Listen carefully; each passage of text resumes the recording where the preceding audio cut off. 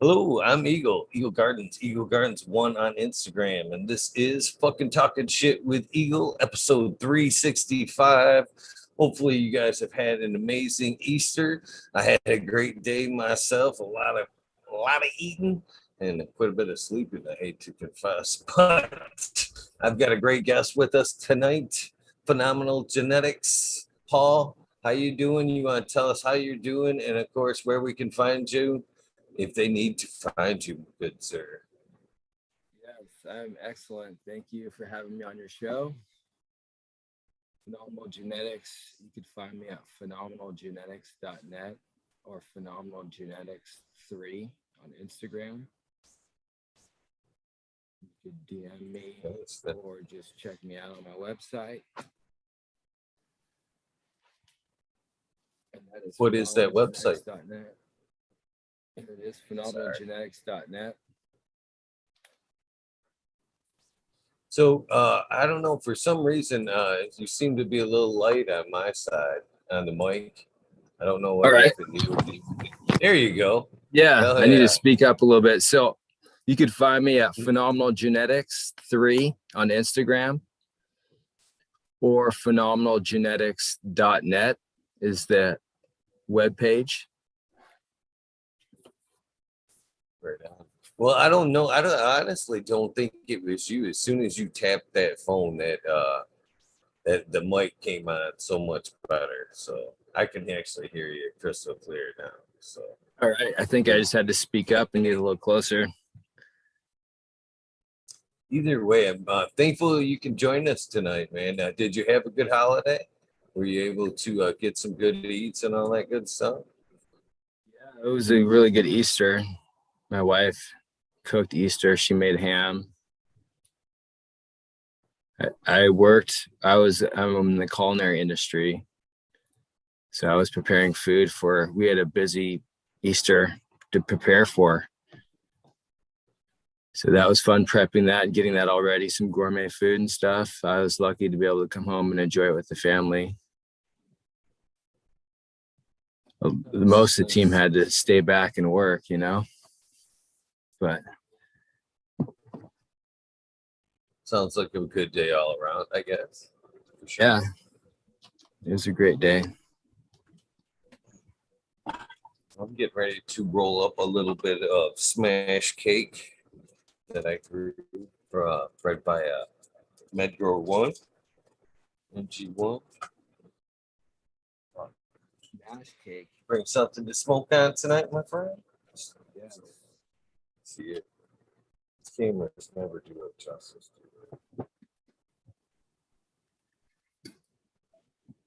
Nice. Why is that? What?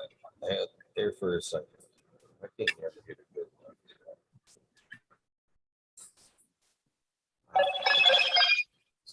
So what you got there?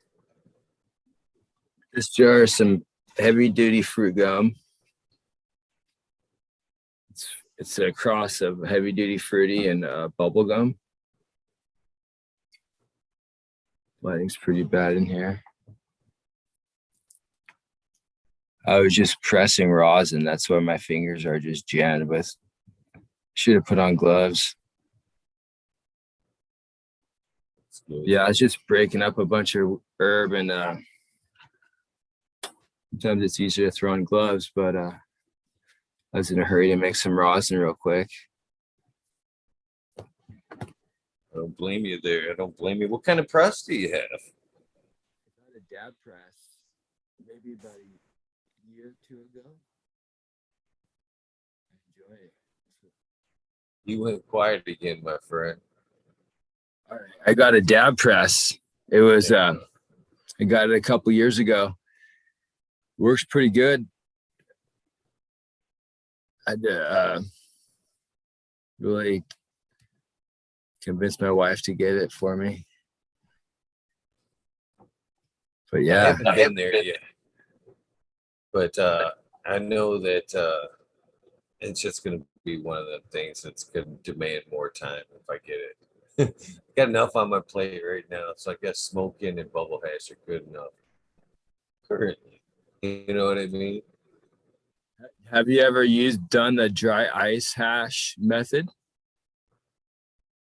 Once or twice. Uh, it just for me, it's that fine line. I can never get that where it's nice to extremely extra work. I'm always a little couple beats greedy with it to where it's beautiful, beautiful shit. It's green. you know, it's but for now it's just been mainly bubble hash with a little bit of dry sift, depending on strain dependent really on how well it washes. If it doesn't seem to wash well with me in like a test wash, then I'll try to dry sift it. You know what I mean? And that's usually the better route for me. If it doesn't wash well, then I'll give it a dry run. Nice sift.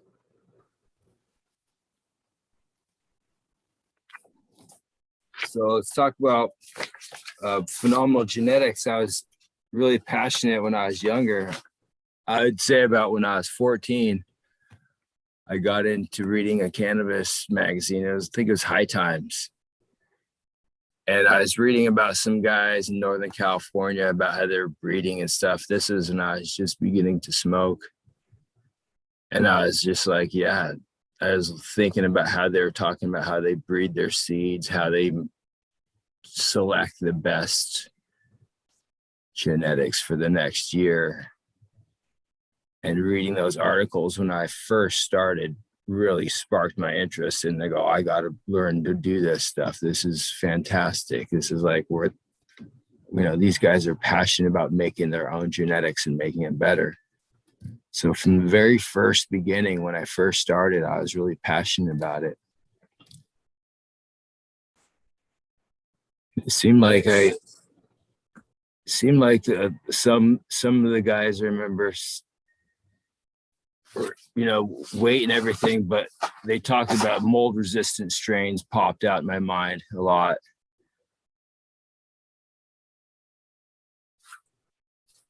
So what strains were you thinking about with the mold resistance when I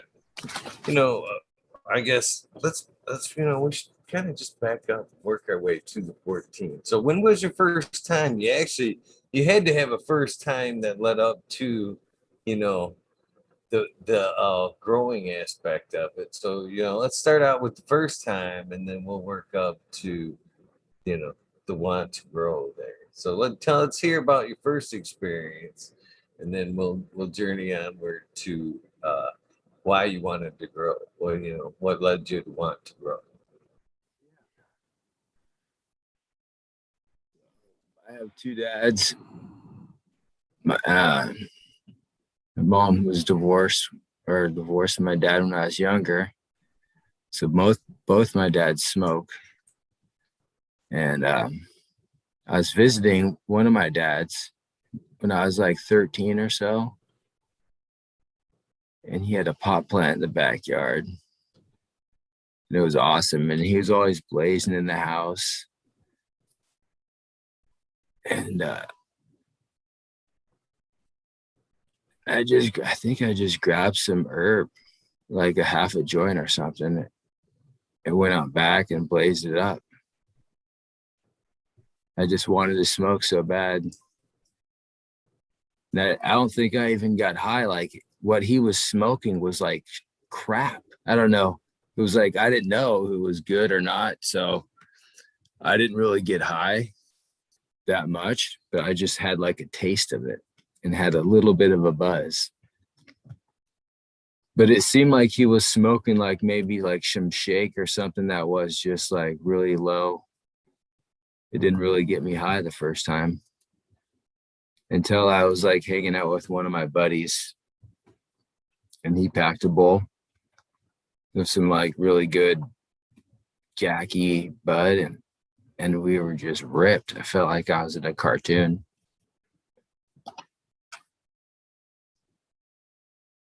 That was like when I was 13.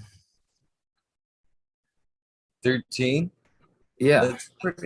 That seems pretty average, to be honest with you. I think sometimes that people say they don't feel that the effect that first time. I don't know if it's quality or if they have a stronger barrier than some people do. And I think that's it. Either the receptors need to be turned on, or a covering needs to be worn off. You know what I mean? Like, oh, excuse the term, like a cherry has to be popped. You know what I mean? They have to be exposed or turned on. And I think sometimes that sometimes either they're not turned on or not, exposed that first round. So I think that's the case at some point. And I kind of appreciate the fact too that there's already a plant in the story, which kind of explains a little bit, why there's already a yearning at 14 to want to pursue that grow aspect. A lot of it, a lot of people when they first smoking it like that, unless they've actually picked up a few high times and are super already passionate, they don't even consider the grow aspect of it. You know what I mean? They usually have to kind of see it and appreciate it a little bit before. So that's partly why I kind of asked for the backup a little bit. You know what I mean? I can a little bit of an understanding. So I'm sorry to interrupt. With 13, you just had a couple of puffs. Let's move forward, my friend. And yeah, that was a good experience to see a big, bushy, beautiful plant growing, and one is like, wow, that's awesome to see that growing. And I'll always go inside. My dad say, hey, why don't you go outside and play? And it'd be just a cloud of smoke inside. So maybe that's why he wanted me to go outside. But yeah, so 13, 14, I was hanging out with my buddies a lot in high school, and they had high times. They were bringing high times to, this was like junior high school, I think. Yeah. And my buddy Jordan, his mom actually worked in like a prestigious university as like a plant in the plant area. And she could grow any plant. She was in the research lab in the Seattle area. And his dad was like a winemaker, and he had lots of money. Like his parents were filthy rich. And so he was buying these seeds from Amsterdam. And like when he was 14 or 15 years old, autoflowers and just a mixture of all these seeds. And he would pass them to me and say, hey, try these out. He'd give me a couple seeds here and there. And then I actually found my dad's seed stash. And my dad had gone to Amsterdam to study when he was in his like late 20s, like 5-10 years before.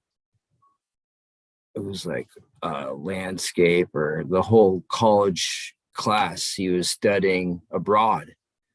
So he had like a whole film container full of seeds I found in his drawer. So I grabbed a few of those, and my buddy gave me some seeds. And then one of my buddies, another friend, Harley, his dad, he was a grower, and he grew Afghan weed. So he had a few extra seeds, and his parents were really cool with him. He smoked with his parents at like 14, and his dad was kind of a biker dude and had mass extra seeds. And they grew outside. So I got a few seeds from him too. And all of a sudden at like 14, I had like 20 or 25 or 30 seeds, which is a pretty good little start. So I was like, okay, if I start them all, I've got to like create some more seeds. I don't want to just start them all and just have some harvest, or people catch them. I might lose some, because I always read about like you're going to lose some to an animal going to eat the plant, or someone's going to find them. So at 14, I had like 3 or 4 fluorescent lights in my room on shelves right by the window. And then I also had a cubby hole in my wall. And my dad work was right behind it, and it was a big landscape area, huge. So I was able to freaking start a bunch of say, oh yeah, can I use the backyard for gardening, like some corn and beans and stuff, and have a little greenhouse? And that's how I got started just gardening, to kind of like, oh, I got to start a little garden for the family, beans and corn, potatoes, whatever, in the backyard, because we had a little bit of the extra space in the landscape area to do that. So then I just had a little greenhouse, small little thing, and that's where I started seeds there and inside to get those going. But yeah, that's when I really was like, I need to breed these when I find the males and continue the breeding process. And that was kind of the trigger. It's hard to do in Washington State. Pretty insightful at a young age, man. I gotta give you some props on that, man. I wish they would be teaching that kind of stuff more and more at a younger age. You know, they're taught a lot of stuff that you can use in life, but not like the basics. You know what I mean? Basic, learning how to grow things and stuff like that. That should be right along next to gym, horticulture, teaching yourself to sustain. You know what I'm saying? I'm It glad is you were really able important. to pick up on that vibe early on. Yeah, it's one of my major passions is a garden, all sorts of plants. Right on. So do you know, you sound like you got a wide variety of what you had there to start with, but I mean, so did you start crossing what you had? Did you know what you had? Or did you Yeah, I just didn't kind of really. just randomly, like an open pollination, Yeah, preserve in this, keep going? yeah, in the beginning, it was just like open, make more seeds type deal. Like I didn't know what my dad had. That what my buddy gave me was just like, oh, here, take this, this, and this at school. So no, it was just like a test them all out and practice them all and breed them together to make more seeds in the beginning. Because I just wanted to continue to have more seeds. It was the first time. So the first season it snowed in like the middle of September, a couple inches. And I read like, oh, what am I supposed to do? How do I save these plants? It's like freezing outside.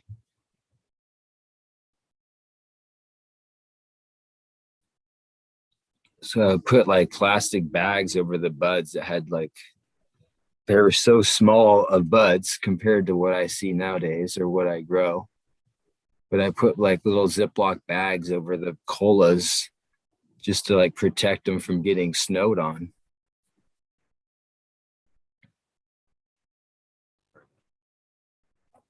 But yeah, out of all the plants that first time, out of probably 30 seeds, I probably lost like 5 or 10 of the plants and, and ended up with maybe like 20. It was a crazy adventure. My dad found the first spot I had him hidden outside. So then I hit him in a different spot and told him like, oh, my friends came and got them. They're gone. And it was just like, it was like this. And then someone else found this one plant off, and the one plant went missing. So I think one plant got eaten by a deer. It's always heartbreaking when the fruits of your labor either get destroyed or taken. Such hard Yeah. work just gone. Yeah, it was an adventure though. It's such a like your first time going out and like, oh my gosh, I have this plant. Who's watching me? It's like, oh, it was like this adrenaline rush going out and like hiding this plant. It was like this biggest deal to me. I bet it still is for a lot of people who go out do guerrilla growing. I bet it is. It's probably more of an adrenaline rush than anything. So did you happen to notice a difference in that first, breeding project? I mean, was that the spark that you noticed that a difference on another, on added spark? So when you planted that your fruits of your first round there, those seeds, those 20, 30 seeds, when you were able to harvest those plants, were you like, oh, okay, this is a bit of a step up from what I had last round. You know what I mean? Was that kind of another aha moment and the kind of keep going with the Like breeding, the crossing of things? it took like 2 years before I was like, oh shit, these seeds are freaking awesome that I made, because I didn't have like the growing space or the ability to rebreed the seeds over and over again. It was like every year I was able to make new seeds for like 3 or 4 years.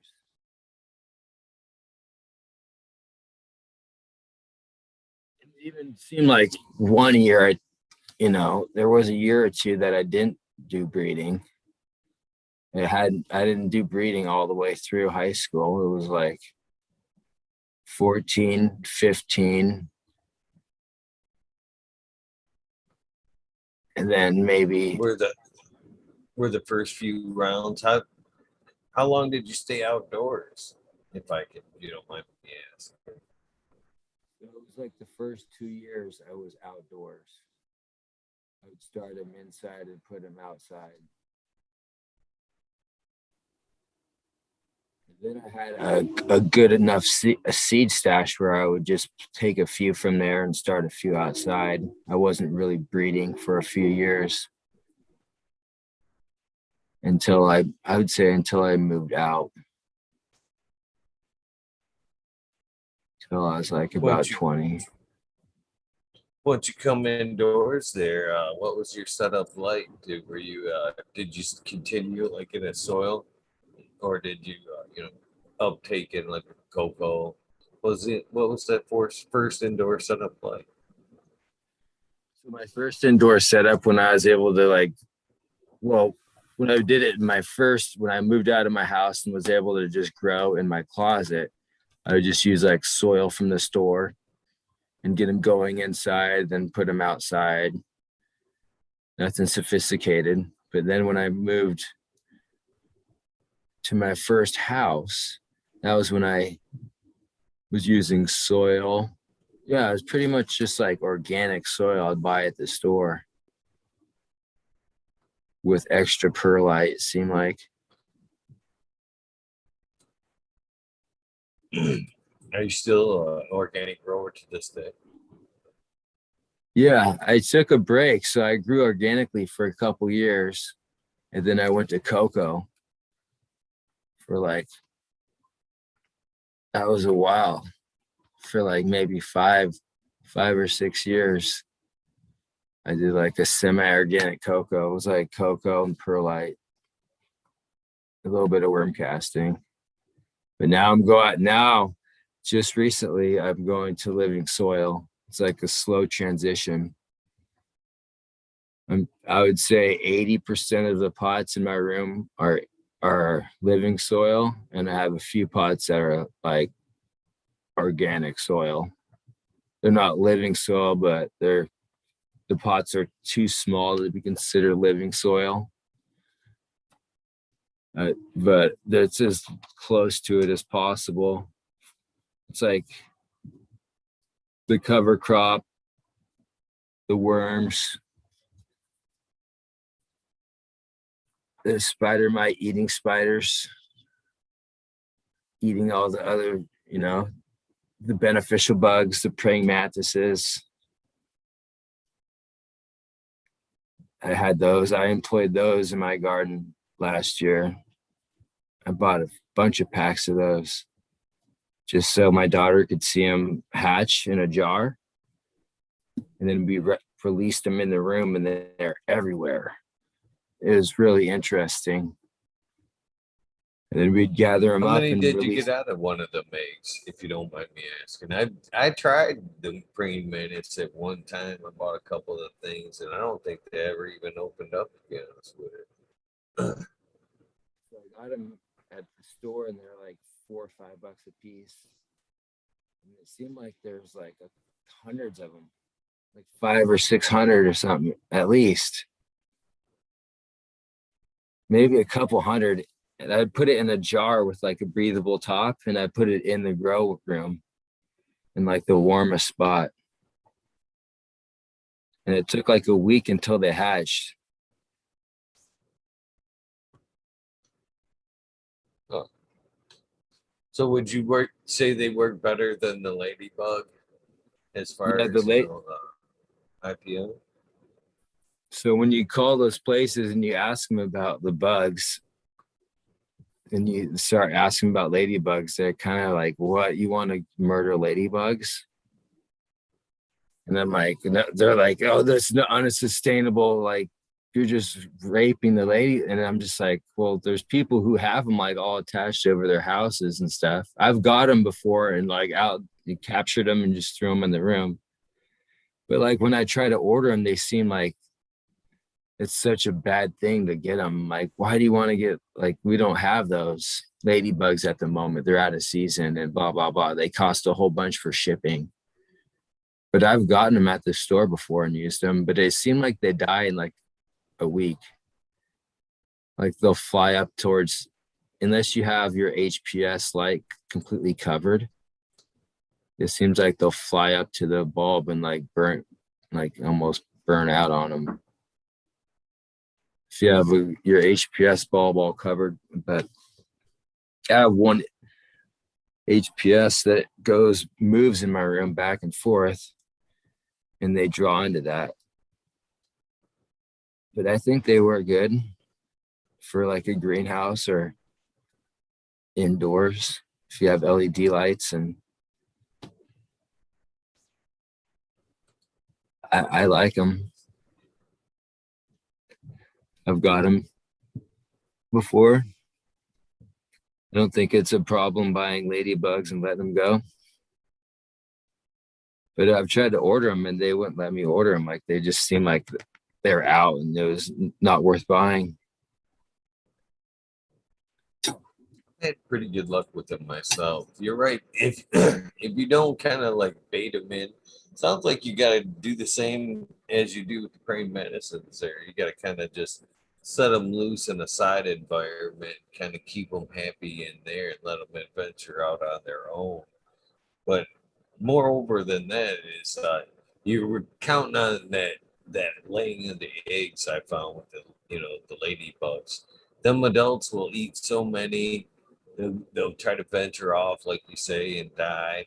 But that when they first release and that the eggs hatch, them babies, man, they do almost 100 times the work as an adult ladybug, and they stay around a lot longer because they don't fly. So if you can actually set them up to where they're constantly laying eggs and they've got a nice cycle going in your environment, sometimes it takes a few releases of the ladybugs to get that laying of the eggs around your room in different spots to keep them a permanent part of your environment.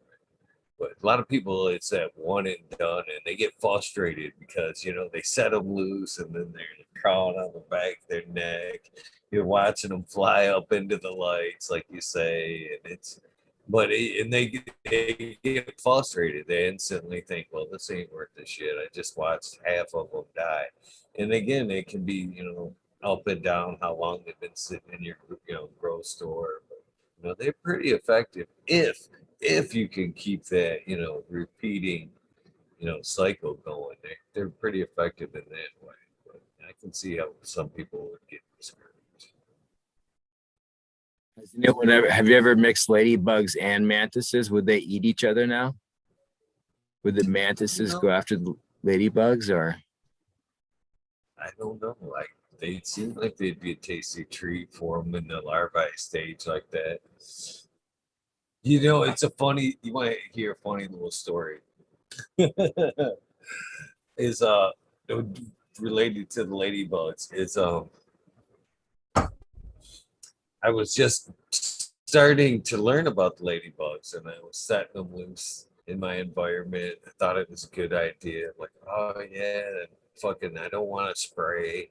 I was keen to the idea of setting out natural pests, natural predators, and so I had to set ladybugs loose a few times, and was like to the point where I just spoke of you.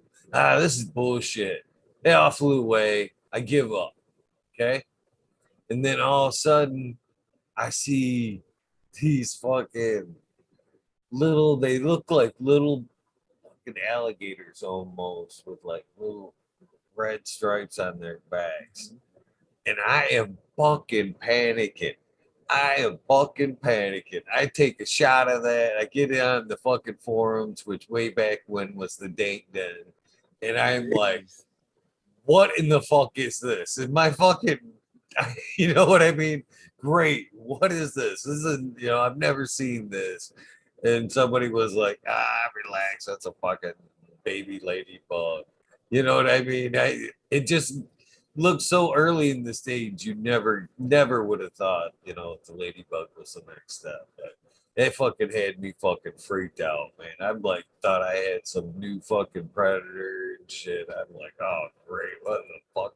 Wow. I was ready to run to the fucking grocery store and buy a bunch of shit. Then somebody was like, you dumbass. Cool. That's what you want. That's what you want right there.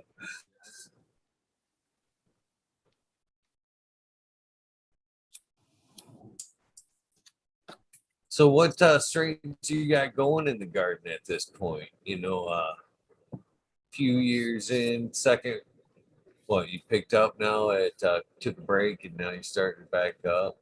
So I'm 40 now, your, and I pretty much started growing constantly and breeding since I was about 20.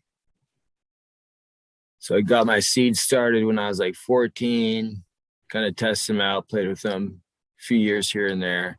And I started buying more seeds when I was like 20, just buying them from like Nirvana Seed Company and all these, making friends that have great clones and shopping around and just like really getting in and growing when I was like, I'd say 21, like increasing every year, wanting to make my grow bigger and better and learn about all the different strains. So after learning about all of like just growing all types of strains and like pretty much finding out like Barney's Farm, I think is one of my favorite seed companies that we are getting our seeds from.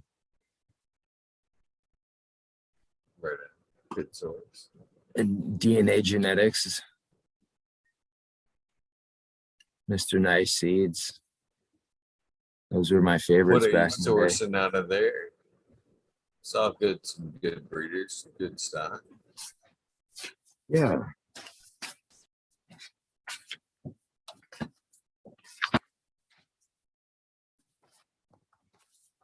So we sourced freaking purple dog shit was one of my favorite that I located at, I think, Barney's Farm that I wanted to breed with out of all the freaking, me and my buddies, we bought a bunch of strains, purple cotton candy, purple dog shit, purple Afgoo,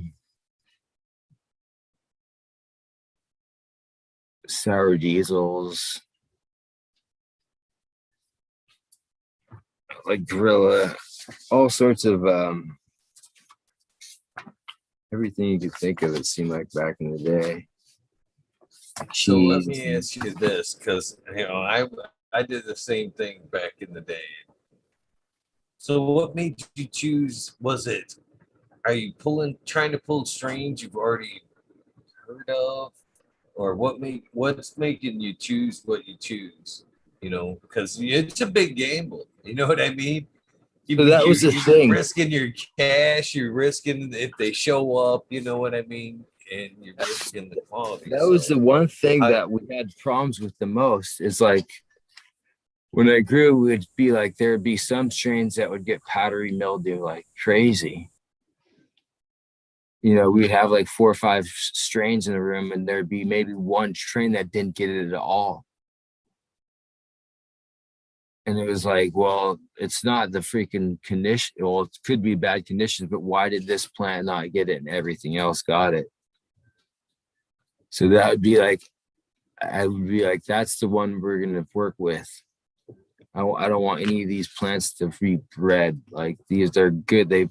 There's some great freaking product coming off these plants, but it's not that good. I want the plant that doesn't have any powdery mildew, that's powdery mildew resistant, or that could survive a snowstorm and just keep on growing. So that's what I would look for when we just grow all these different types of plants. I noticed that a lot and there'd be sometimes plants would get spider mites, and there'd be like one plant in a group of plants that didn't get any spider mites, like it was bug resistant, or the bugs didn't want that flavor of plant. Now I found that interesting, and also I wanted to breed that profile into genetics, and that was a purple cotton candy that I noticed that spider mites didn't want to get on. I don't know if anyone's ever heard of purple cotton candy and that bugs not wanting that strain. You think it was the plant structure or just the terp profile that they didn't want? It was the plant for sure. I think You it don't was. think it just like the terp defense? They didn't like the smells. Was it, an obvious difference with the purple candy? Excuse me.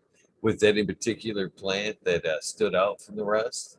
I mean, was that strain like completely different from the rest as far as terp profile?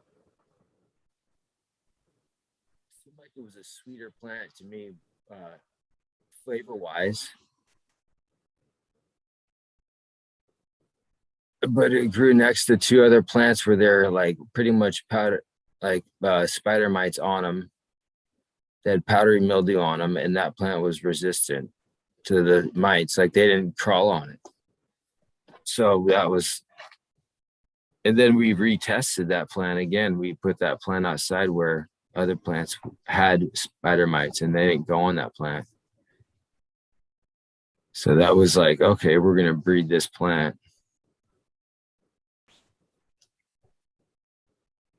So what were you crossing with at that point? Just random males still basically at this point? Yeah. At that point, I just crossed pretty much.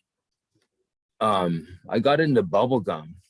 I picked up a clone of bubble gum at a cloner's market from an old school guys, and tried it out, and it was the most sweetest flavored plant, and it smelled like the old school big league chew bubble gum, and the structure was nice. It didn't grow really tall, grew stocky.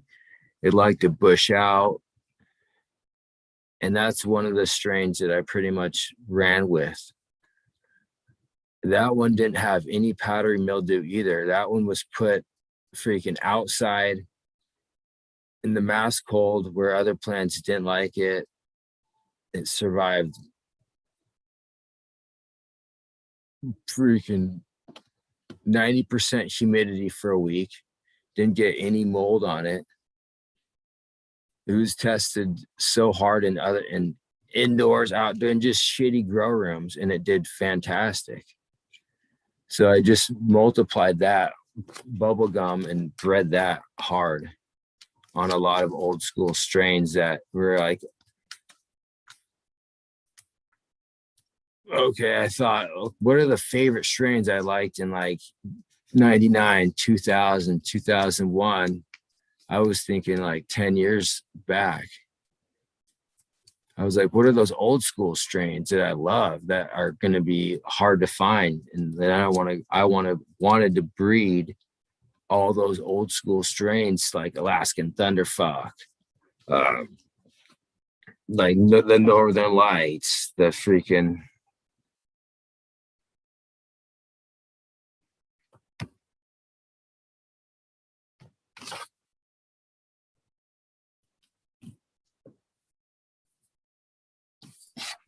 All good ones right there. All good ones. So I can't help but notice that you said the purple strain that you initially noticed the resistance with the mites and the mold. You said that was like a sweeter strain, and also again with the bubble gum, which is known for like real sweetness taste to it. A sweet terpene flavor to it. So, do you think that's part of the underlying resistance pattern, or the sweeter strains do have more of a bug defense than say some of the gassier ones? I don't know. I think that's weird. I wonder if it's a certain spider mite that has a certain appetite at that time, but I think there's something else in the plant that it might not be the sweetness, it might be the terpenes that we can't really sense or taste. That the bugs, it might be a pepper that they taste, but we think it's sweet, or an onion flavor that we can't detect, or something. Is there any strains that you've found that are bug resistant that you could put a plant with spider mite right on it and it won't go on it? Unfortunately, no. I've only dealt with spider mites a few times, aphids a few times. I tried my best to stay on it to where it's not like a pandemic to where it's like, okay, that one, that's okay.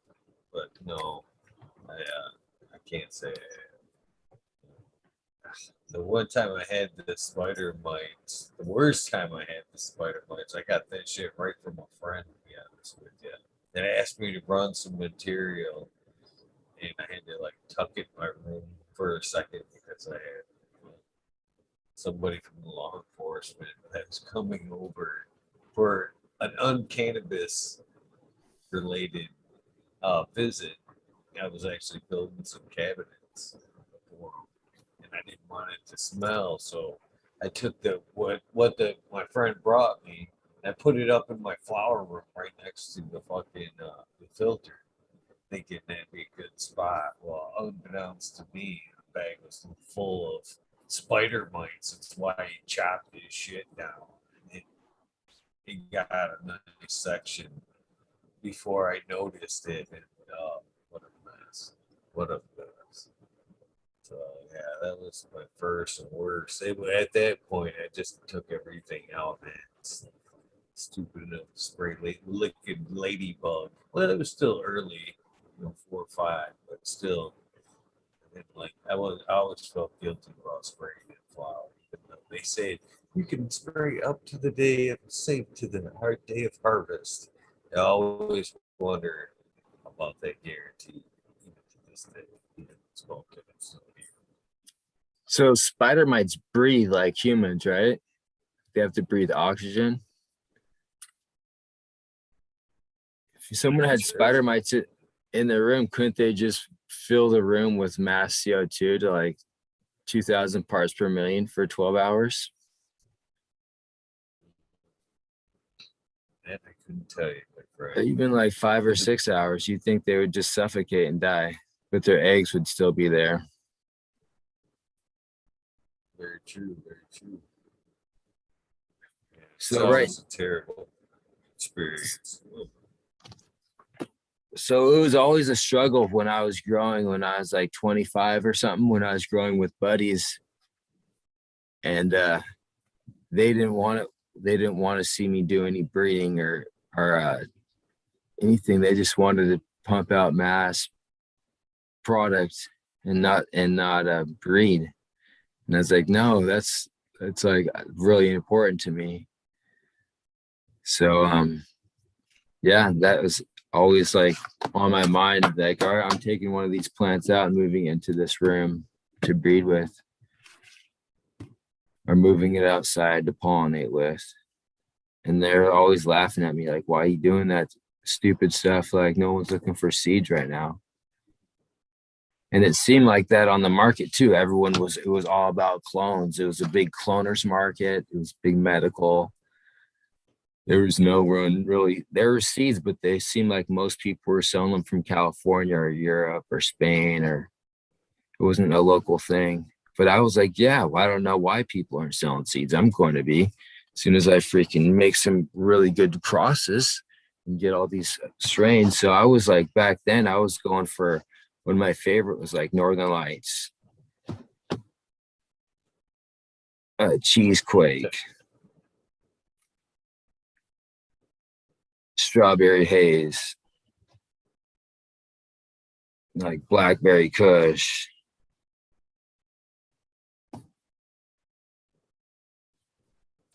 Like blueberry. Northern Light Cheesequake, or there's another good one. Northern Light Cheesequake, blueberry, definitely ones that pop off for me. Anyway, Mr. Nice strains were, I really like Mr. Nice strains too. Have you grown, what's if some of your favorite genetics that you popped? well, I got locked in with for a long time with the TGA tester program there, so I kind of got pulled to hanging in with just those genetics for many years. But before that, I was the same thing. But a little bit of Barney's Farm, a little bit of this, a little bit of that. It was just more strain names. It wasn't, breeder dependent. But, some of my favorites throughout the years, again, I have to be right there with you with the Cheesequake, Crazy Twain, some of my other favorites. I can't even think right now for some reason. Oh, damn. I'm total brain fart right now. I can't even. Dragon. I can't even believe I'm having such a Dragon, you said, yeah. Red Dragon. Wow, I can't believe I stumbled for that long. Red Dragon. White Widow. The White Rhino was good back then. Yeah, the blueberry white rhino. I've heard about a story about someone had a blueberry rhino mother plant around for 25 years. And when they gave me the cut, they said, don't lose this cut. It's been around for 25 years. And I lost it. I was so upset at myself. I was young and I just I think I bred it into something. And then I popped those seeds to test it out. I'm still laughing at myself for having the fucking brain fart like that. Jeez. It hasn't been that long a day. It hasn't been that long. I have smoked quite a bit of weed too. Lavender Kush is a good one there. Major shout out. Dominatrix from Empire Seaco was a good one. You're some canning bags.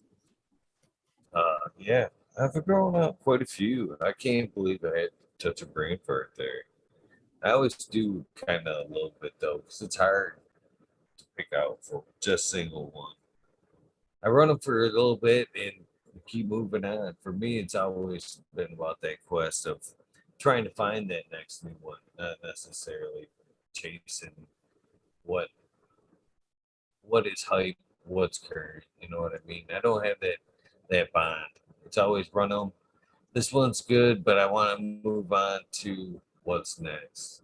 Even now, man, I'm still a year ago I wiped out 20 streams and started anew. You do. We're limited by numbers, so you can't. To me, that one is only as good as what you got in the garden. You can only think this one's great, this one's great until you pop that next seed, and then you're like, wow, this one kicks that one's ass. I don't even know why I like that one, and you'll never know that experience unless you keep moving forward.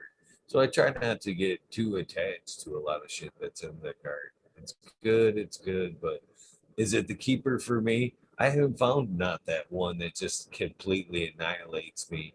The only one strain I've come to that close was one of the probably fourth one in was the OG Kush I grew, and that shit taught me a lesson on monocropping. To be honest with you, because that shit was crippling. You know, I was stuck. I had ran 32 plants of it that run, and that shit was just gassy, crippling couch lock weed for me. And so I'd go to work, come home, fuck around the garden, whatever, join or two into that, and I'd be done for the day. I didn't want to do shit, man. Honestly, couldn't wait to get through that, batch that I had off because man, I couldn't get shit done. I couldn't get shit done. That taught me, man. Next round, I gotta mix it up some. I just cannot be, crippled for another 2-3 months until I can get something else in. So after that run right there, I learned to mix things up a little bit because I wanted that still real strong shit, but I knew I couldn't have that real strong shit all the time. So, and with that, it's never ending. It's never ending. Just keep running. Try this, try that. Keep it around for a while. I've never found that one other than, and even the OG I look back on, but now I look back on, I think, does it compare to some of the shit that's out now? I don't know if it would hold up the same. Yeah, I'm into this there's one strain that I don't know if it's hype, but it's it's Gelato 33 crossed with Acapulco Gold. So it's kind of like a new, Gelato's kind of new, kind of hypey, but Acapulco Gold is classic, old school, right? So it's kind of a new school classic, right? I'd say. And that is thriving. I mean, this plant is like just huge. And then I got Value the Aliens. That is just huge. All these new strains that have been popping are just freaking like just monster plants. Like the stems are like sharp, thick as Sharpies, and they're just like 2 feet tall, super stocky, monstrous plants.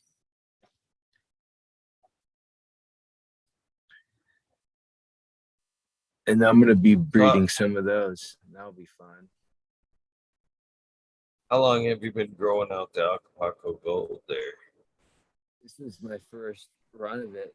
First run of the 33K Acapulco Gold. Someone breeded it for me, and then I got the seeds from them. What's the terp profile on that? I don't know. This is the first time running it, so I'm kind of testing it out.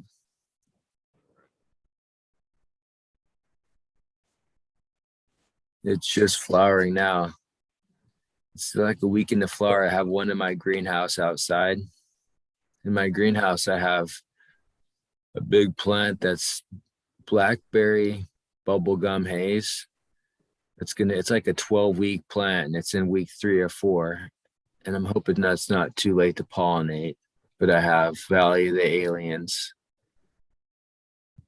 male in there. It's going to be like a Jerry Springer, Who's Your Daddy seed batch on this plant. It's going to be like a crazy hunt on this plant because I'm going to have like 4 or 5 males hit this one female plant.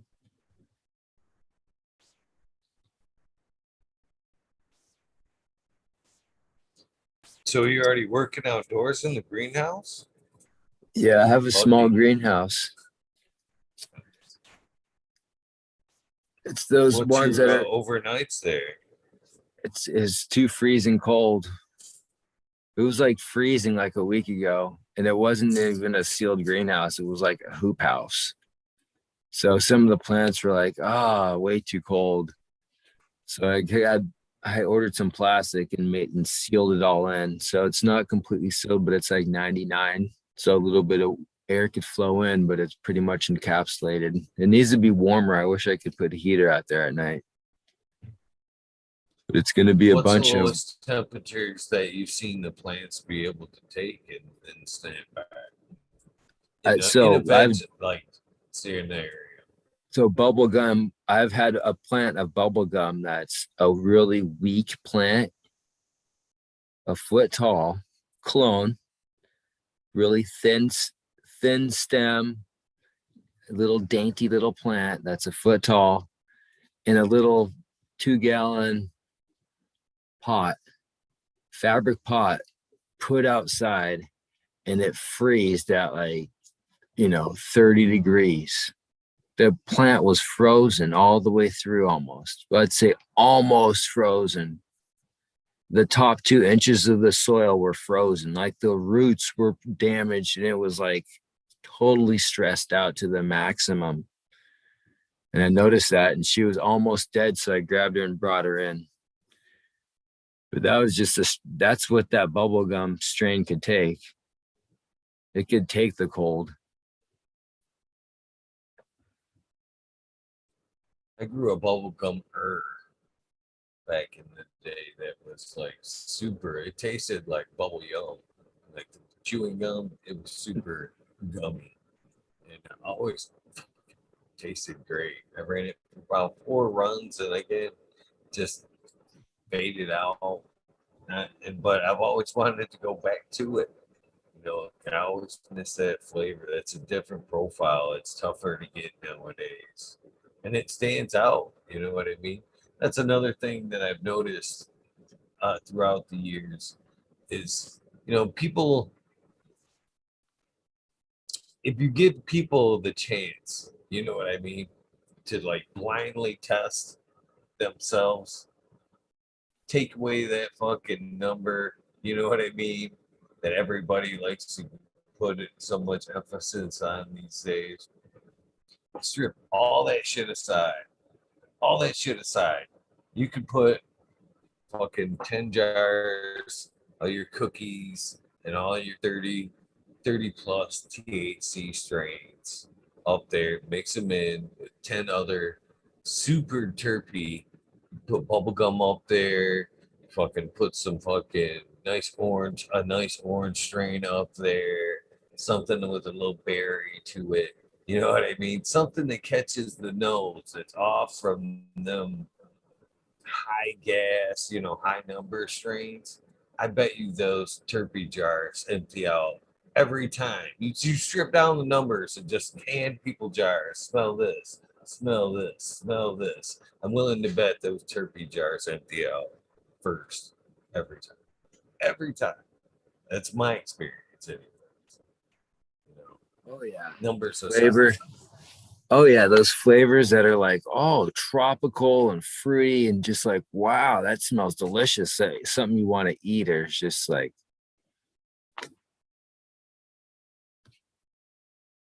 smells that people have never smelled before coming from flowers that are just, yeah, those are some of the flavors that I search for as well when I breed. I'm like, I love those flavors. One of I used to love too, because again, it's never been a bore about the money for me when I've been, taking care of patients. So when they hit those jars and I see that face, you know what I mean? I love to go like, hey, pop out another. There you go try that shit. Come on, because they'll be, you know what I mean. You'll know they'll enjoy that and come back. So it's like, hey, go try that. I knew it hit yet, so go try that. And Like I the diamond, was purpley, the smelly, the freaking fruity flavors, I think are the fave.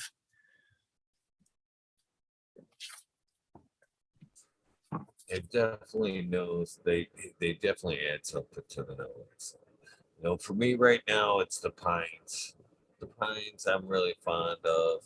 Still enjoy the gas. Environment. A little bit more pines and scones if I can get them. Still, the ones you can't have, I guess. They're coming. They're coming. I got a few pinies. How about papaya? Have you heard of anyone growing amazing papaya? Not lately. I mean, it's definitely a turb down in the Flint area that they've got going around. I see it a lot in the extracts. But I through my garden, I would say the Red Dragon had a papaya term to it. That's one of the things I enjoyed about it. That was in that flavor profile. It was very distinct. The Red Dragon was fruity, real fruity. It was just a beautiful flower. Had those dark red hairs and a nice lime green bud. It was just, yeah, yeah. Other than that, for myself, that would be my only papaya strain. But down in the Flint area, it's hard to say because every extract that I see is just kind of labeled like that: papaya, apple fritter, cherry. They don't necessarily telling you what's in there. You know what I'm saying? Just what they pick up on seems to be the labeling process down there.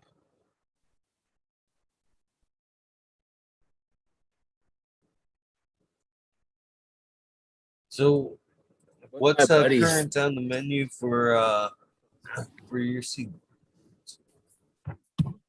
Currently, we have bubblegum fruit, which is heavy duty fruity crossed with bubblegum.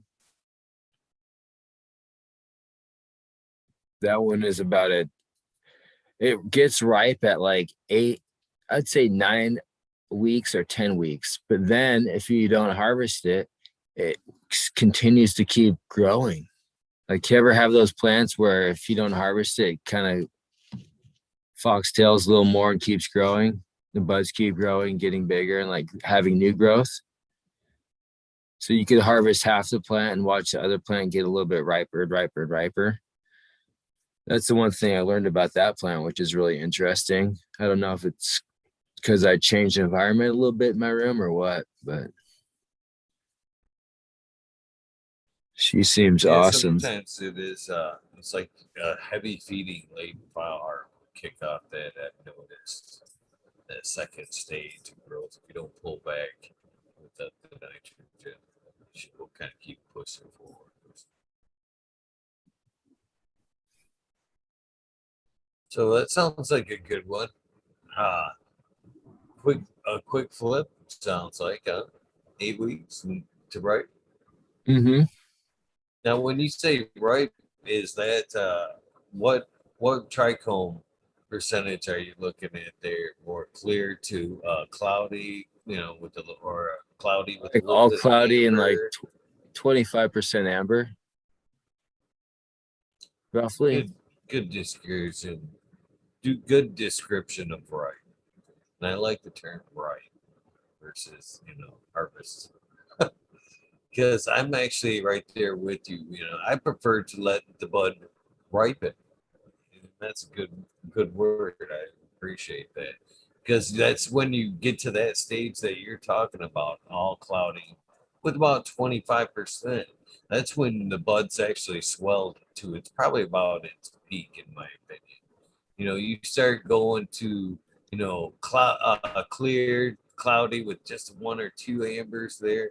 You've kind of fucked yourself out a little bit extra weight there, a little bit more density. If you wait a little bit more density, bigger buds. It seems like the lower branches are getting riper. I like to.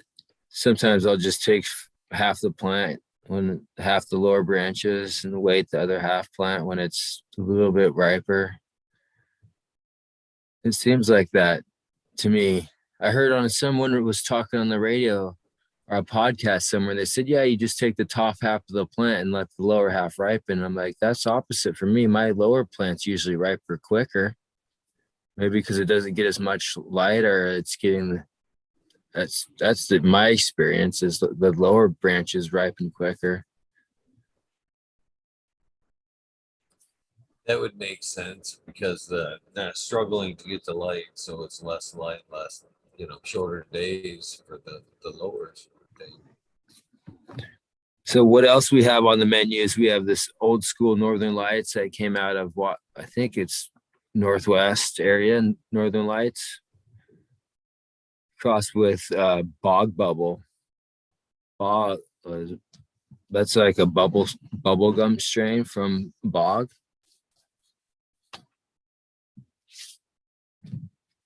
And then we also have Cheesequake crossed with Fruit Punch. We have Orange Bubble Kush, which is Orange Stack Kush crossed with bubble gum.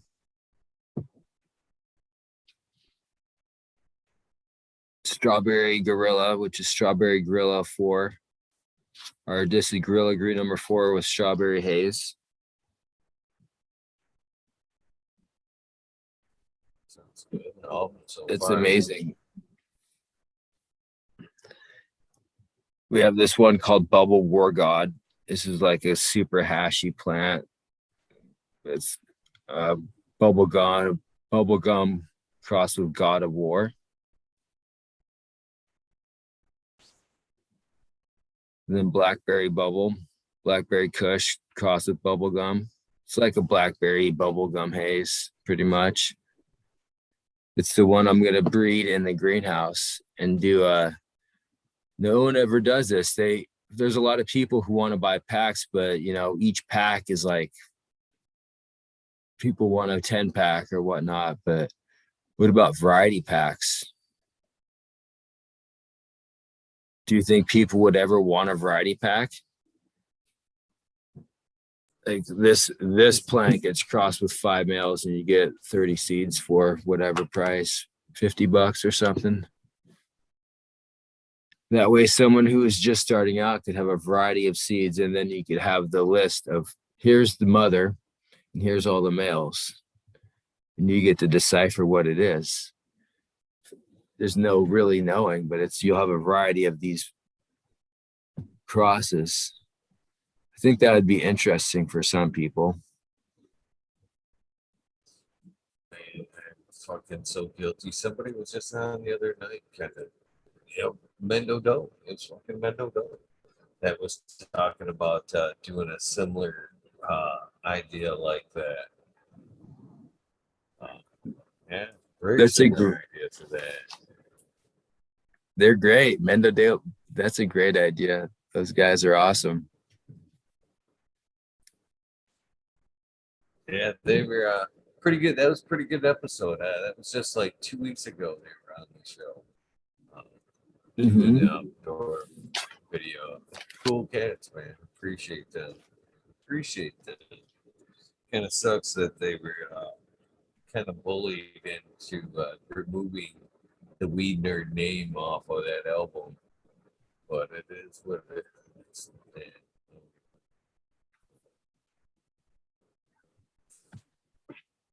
Yeah. And then Tropical Face Mask is Pineapple Flan crossed with Bog Bubble. That's another one we have.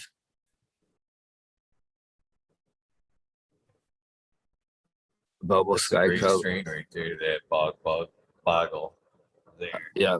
When he It's like died, just like everything else, I had a few of his seeds backed up and I threw some of them down, but they were pretty old. They were at least 10 years old. None of them germinated. So I was kind of bummed about that. But it is, it's one of the ones I was really hoping would take off too. So yeah, it's a good backbone there. I'm glad you're running it and using it for one of your strains. Yeah, I have it as a mother. I'm gonna keep it for a long time. I love it. It's just like I had a weird feeling when he passed away. I was like, man, I'm gonna keep this mother. I couldn't believe he passed away. Rest in peace. He was a fantastic grower. But yeah. Appreciate you you guys throwing them links up in chat. Greatly appreciate you. GMO, we just 207 throwing them links up. Yeah, appreciate it very much. There's this one strain that I created that seems pretty crazy. It's called Early Citron Kush. And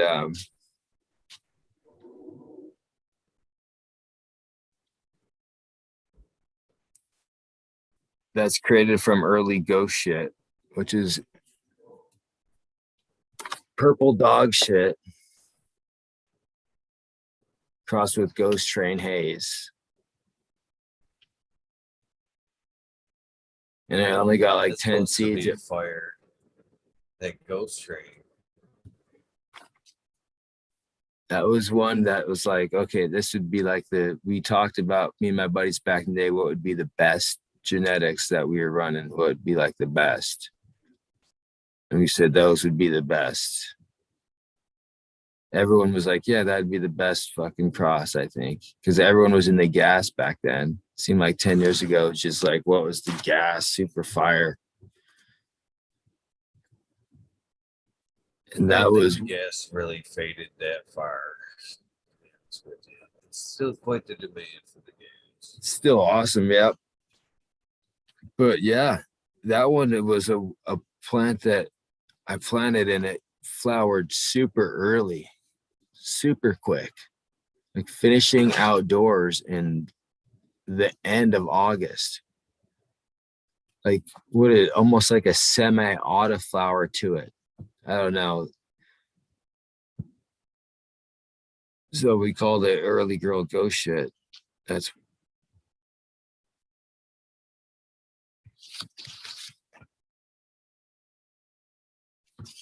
and I keep that around. That's like one of my strains that I want to breed with.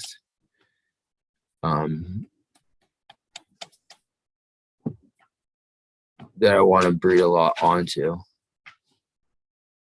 Put a lot of males on there.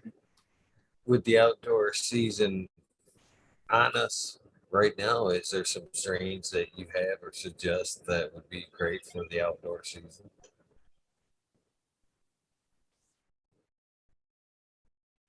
Yeah. I'll go with the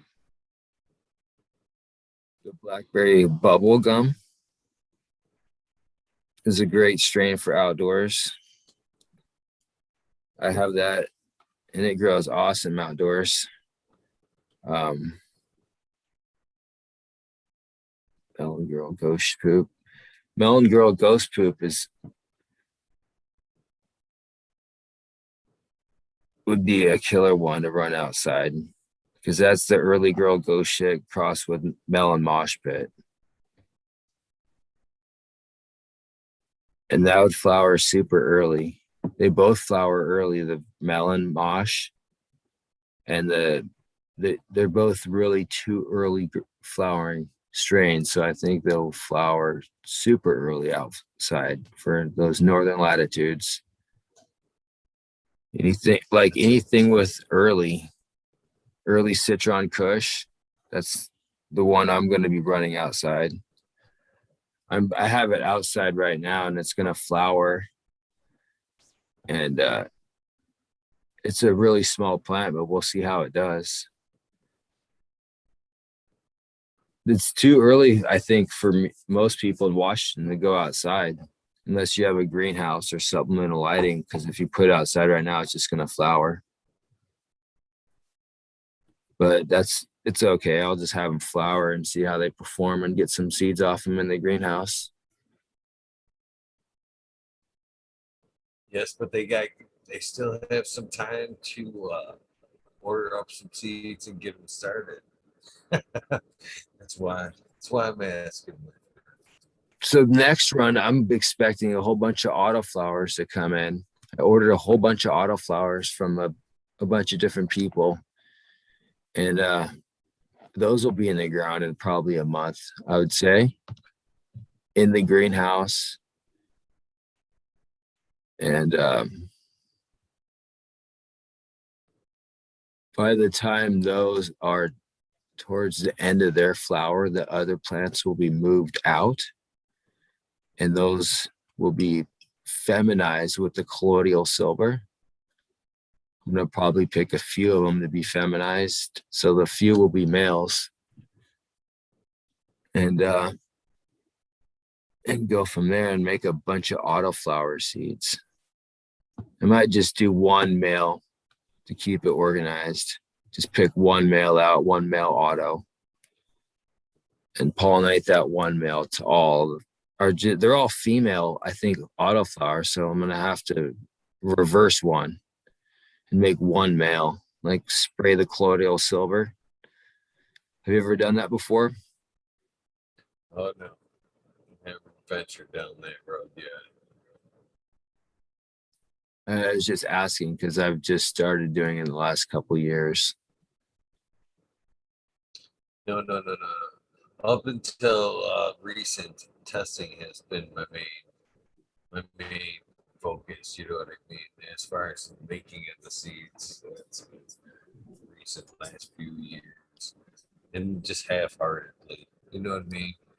You know, up till this point, it's been, flour has been my main focus. To waste, and that's a terrible term.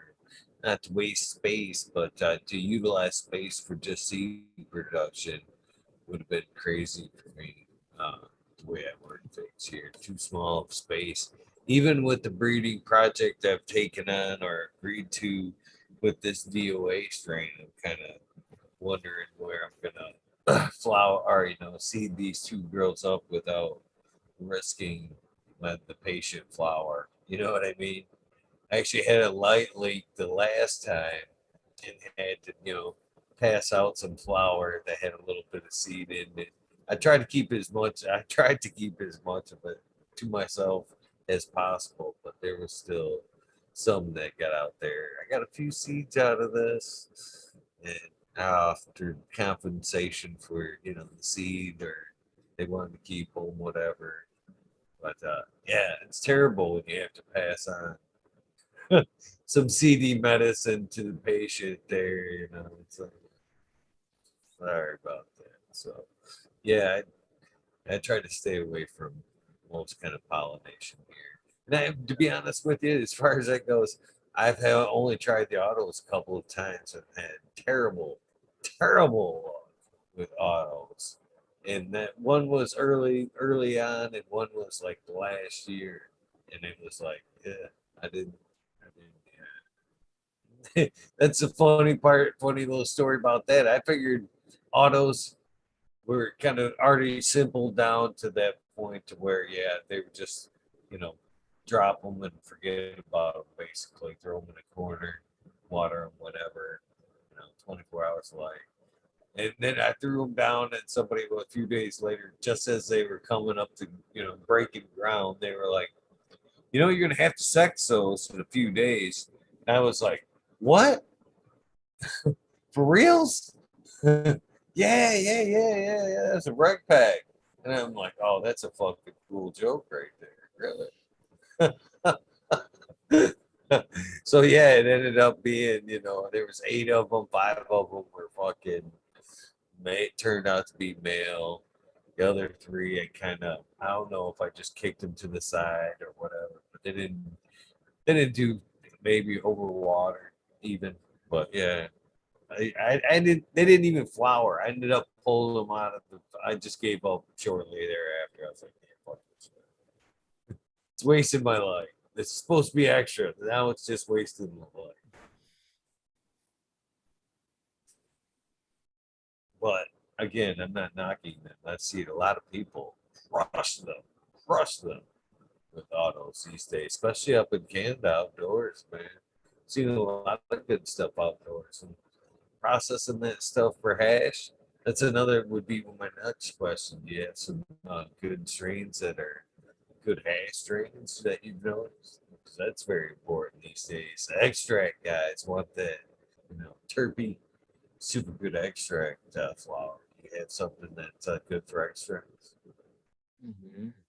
Yeah, the bubblegum fruit just heavy duty fruit crossed with bubble gum. That's great for extract. I haven't done a lot of pressing of this stuff, so I'm still learning about. People are like, oh, the terpene head has to be this long one and juicy at the top. And I'm thinking some plants aren't good for pressing, is what I've heard. And some plants are fantastic. I know I've pressed the bubblegum fruit and it presses really nice through the press. And I've had some where I've mixed it all up and it seems like it's not as good return. But I know I've heard people say anything Gorilla Glue press is good.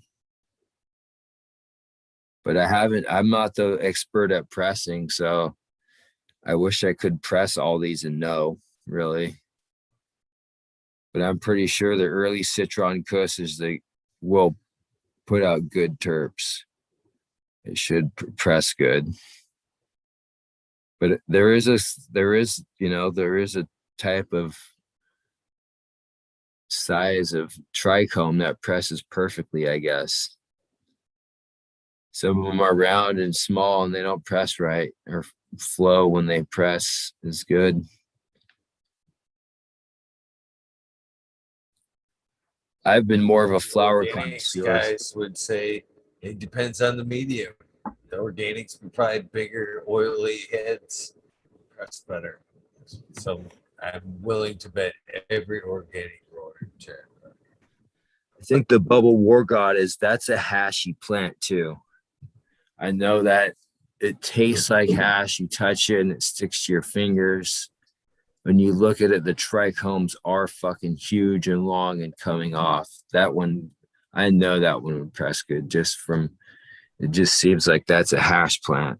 The war god, anything like God Kush, that God strain used to have trichomes all over every part of its stem. It seems like when I grew it outside at my dad's house in organic soil, but it didn't grow the same indoors. It grew nice and big, but and lushy. But then when I put it in my dad's soil, it was like the trichome started just building up on all the stems that came off with all the leaves and every part of it almost. So have you bred some of the same strains indoor and outdoor and noticed the difference in some of the stock? Yeah, I've done all these strains outdoors and I've done them all indoors. And I noticed the early Citron Kush does way better outside. The Melon Girl Ghost Poop does way better outside. Some of them do way better outside, like they want the sun. The buds grow twice as big outside. Like they're just used to. Not necessarily grown outside. The question But was more, have you bred, like, they bred that strain outdoors and yeah, that same strain indoors? You know what I mean?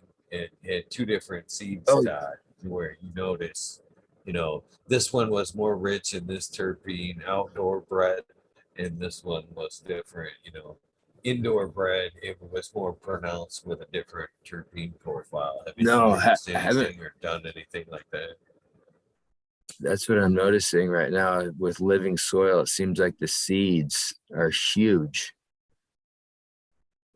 The seeds are the biggest seeds I've ever produced. I've ever seen in my life.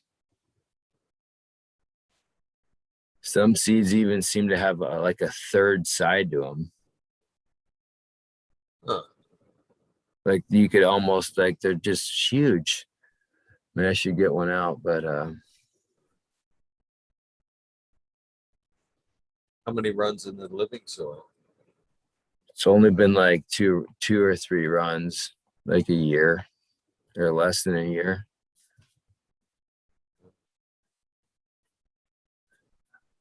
I was kind of working with it a year ago, and I'd say I'm doing it harder and harder now.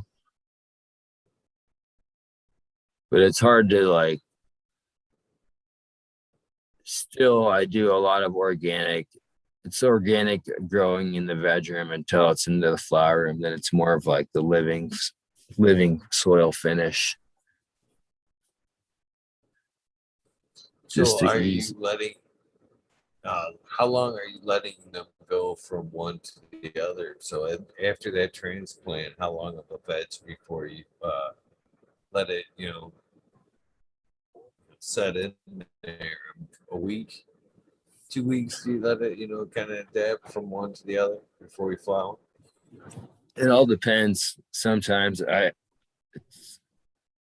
from clone to no, it's like a month. Sometimes I'll veg it for a month because then I'll just my veg room is really cold. But in a little bit warmer, it'll start to be quicker as soon as it warms up. But yeah, I'll get a clone. Once it clones, it'll take a few weeks, a couple like 2 weeks to clone, and then once I clone it, it'll be like a week or two in a small pot, and then into a larger pot. It'd be like a 1 gallon from a clone. It'll go to a 1 gallon pot for like 2 weeks, and then they'll go to maybe a two or 3 gallon pot for 2 or 3 weeks, and then I could get bonsaied and super cropped and pulled down or whatnot, and kind of beefed up, and then moved into the bloom room when there's room. Sometimes they'll be in the veg for a month and a half or 2 months just to get them big and bonsaied out, depending on the strain. I've had plants in there vegging for like 2 months now that are just big bonsais. And then I take clones off those. And I'm just waiting for a little bit of room to move them in, or the weather to be nicer out in the greenhouse to move them in. But it's still flower season in the greenhouse unless I threw a light in there. It's kind of a I've actually, I got one of these girls behind me that are like, see, she's pretty good size there. I got one in the tent back there. I think I've yet to try a full on grow the outdoors. I've snuck a couple that I've had successfully. You went outdoors were girls that I wanted to save, basically. So I'd take them out and let them re-veg somewhere out. This was funny too.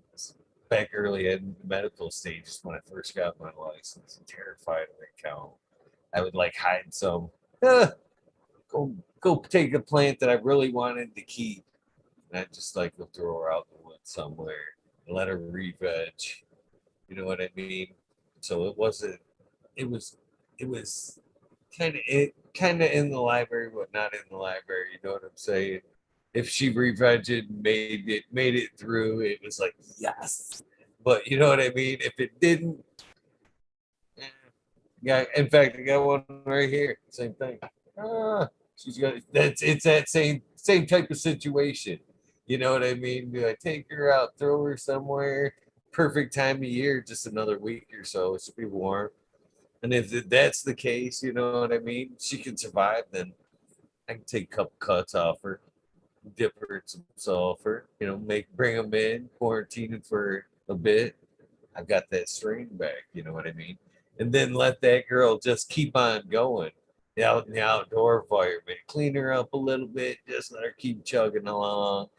So I've had a couple of those type of outdoor harvests, but I've got a lanky bitch that's in that tent back there that I didn't train. She's kind of tall, a little ugly, but I'm thinking about taking her outside soon because shit, she's 3.5 feet tall right now. And it's getting warm enough now to where I could probably throw her outside at somewhere. That's why I was kind of feeling you out a little bit on the bottom side of, what have you seen get cold and still be able to veg out there? Because I'm about ready to take her because it's a good strain, but do I want to like keep her in the count? You know what I mean?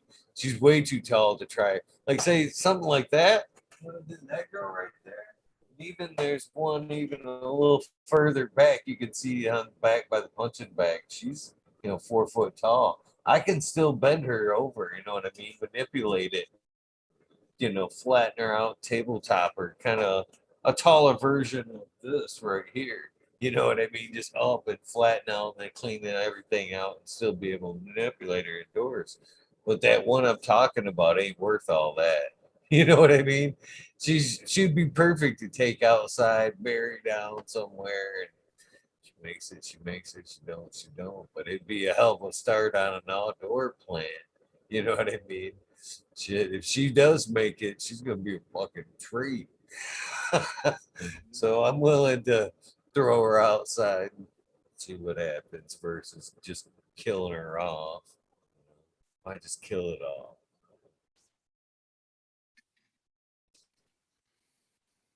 You ever do any of that same thing? Kind of maybe just talk something in good faith and hope she comes back and comes back your way so you can get another chance at it.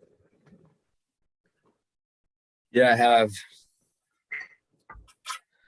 That reminds me of those really tall, lengthy strings. I had a strain like that last year that was in a pot and it wanted to lay down almost. It was like a creeping vine or something. Like it's weird.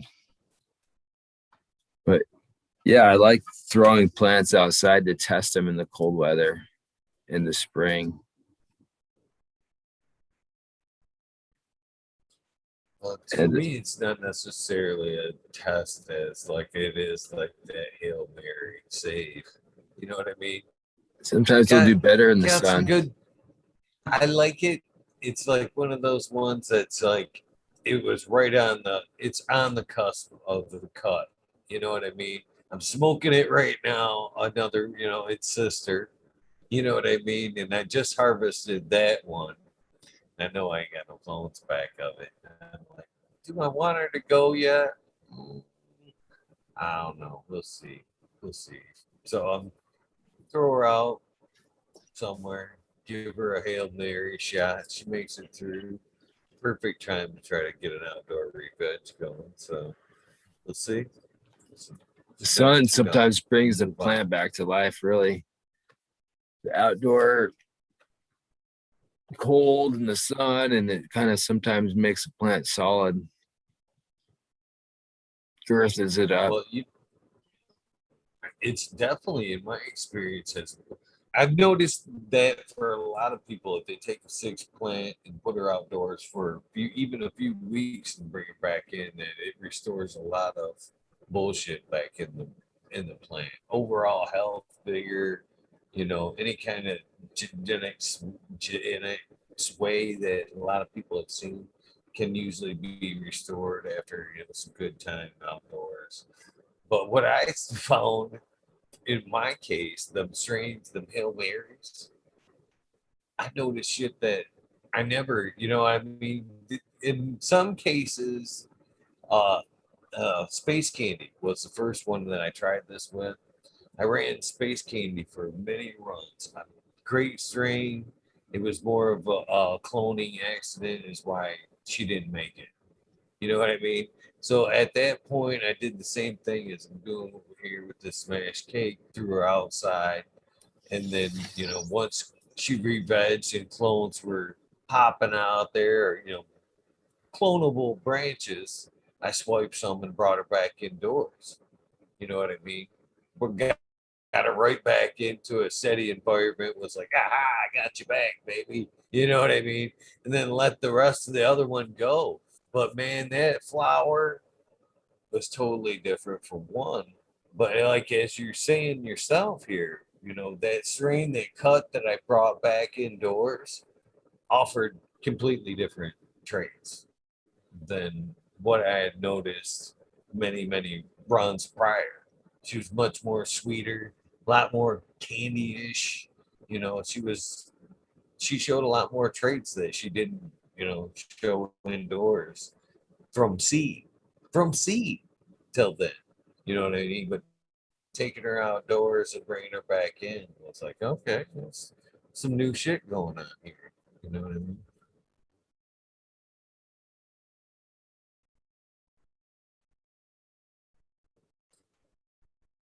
Yeah, that's I think the outdoor sun, it does something in the developing of the genetics. I liked it even when I have plants that have seeds, or I think the seeds outdoors are like, yeah, a plant that gets that sun does something to it when it definitely With gets a that little bit of that being sun.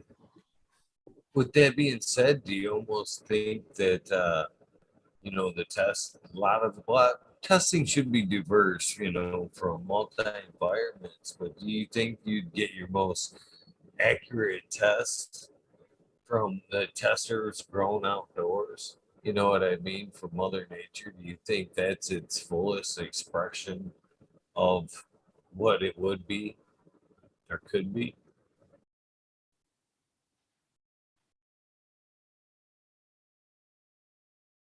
Outdoors with the with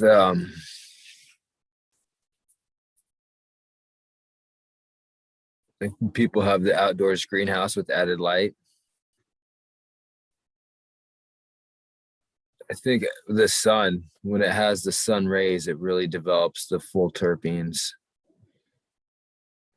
But I think there's some strains that are developed indoors and have never seen the sun.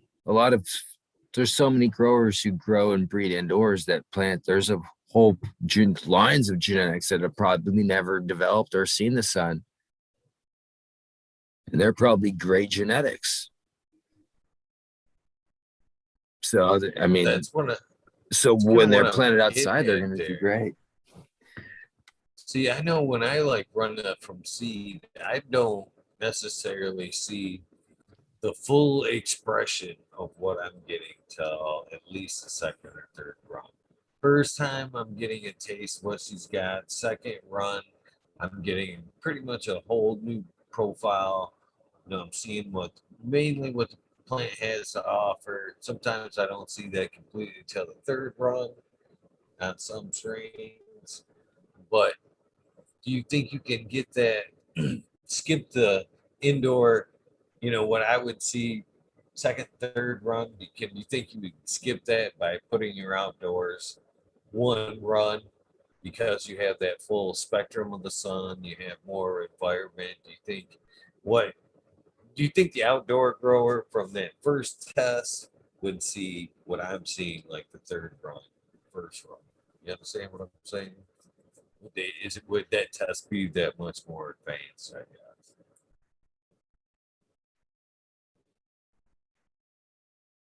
I think you'll just get a better the sun and the environment. You might get more seeds.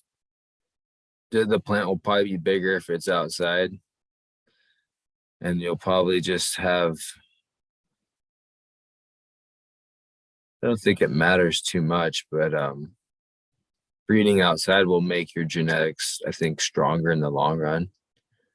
More resistant to mold is what I've seen. I've bought I have bought seeds from places where they don't grow outsides, where I know they breed indoors or have bred indoors for a long time, and a lot of their plants have powdery mildew problems. But then when you buy like from growers that are notorious for growing in outdoor regions, and you see them, or even like Europe or whatever, some of those outdoor breeders, I don't see as many mold problems. But yeah, I think growing outside, the plants to develop a resistance to mold, or will either get it and die off and have to be chosen not to be bred. That's how I look at when I put plants outside, is like, okay, I'm going to put a whole bunch of plants outside, a whole bunch of varieties, and there's going to be some that will get the mold because there's a lot of mold in my area too. It's a high humidity, high mold area. There's a lot of mold spores in the air. So that's how it's easy to find plants that are weak, really, growing outside where I live. And you just, So would you say your bubble gummer strains are your most mold resistant that is on your menu? mm-hmm.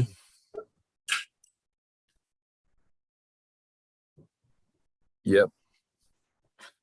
I'd say we have bubble gum is mold resistant. Not all, but there's like a few different bubble gum varieties out there, I'm pretty sure. But this one that I have is very mold resistant and cold resistant. That's why I bred it So into all these. Yep. is that a trait you found with both the bubble gummer and the sour bottle? That mold resistance and pest resistance that you noticed, with the grape and the bubble gummer before? Was that true with sour bottle as well? Yeah. I thought sour bottle is a little bit mold resistant as well too.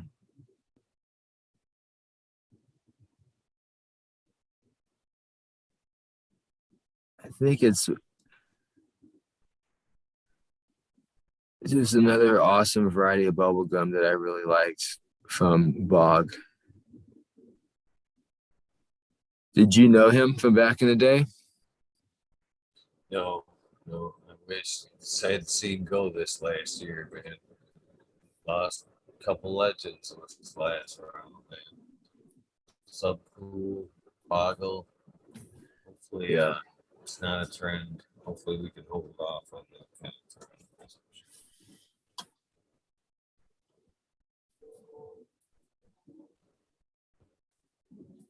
So, like I said, I had my last few seeds I had were the sour boggle there. I don't even think I kept any back. I think I dropped what I had, trying to, keep things going, keep the memory going of it, man. No deals. No deals. Those guys were like legends to me back when I was a young starting out grower. Those guys were the freaking awesome to me. Those guys were the guys.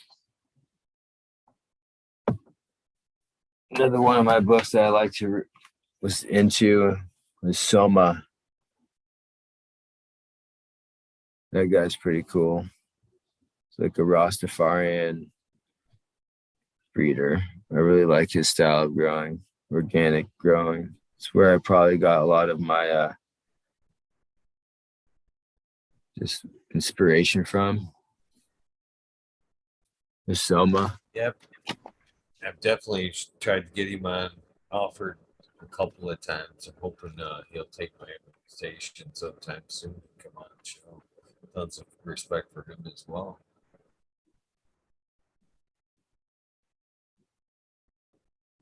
He even seems like he's growing with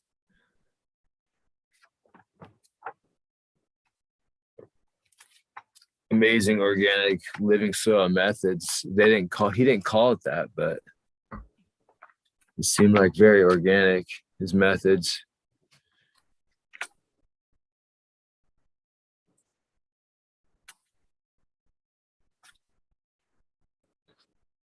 Man, I'm fucking sitting here thinking how stony I am, wondering. No wonder I'm trying to save that smash cake guy. Oh man, she does pack quite a nice little punch. It's one thing I've kind of been. I haven't been smoking just one the last few days. I've been trimming or doing a nice little harvest. So I've been kind of like flipping around like 6 strains the last few days. It's been a nice. So my tolerance is like weak, I think, today because I've been like mixing it up, but it hasn't just been that one. That one, you know what I mean, where you smoked it and I'm like, still not feeling pretty good day as far as smoking. Cheers to you, martial artist 2012.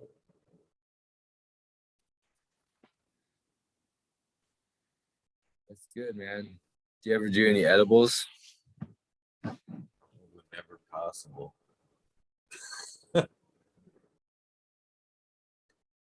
So I just started making gummies and love making gummies.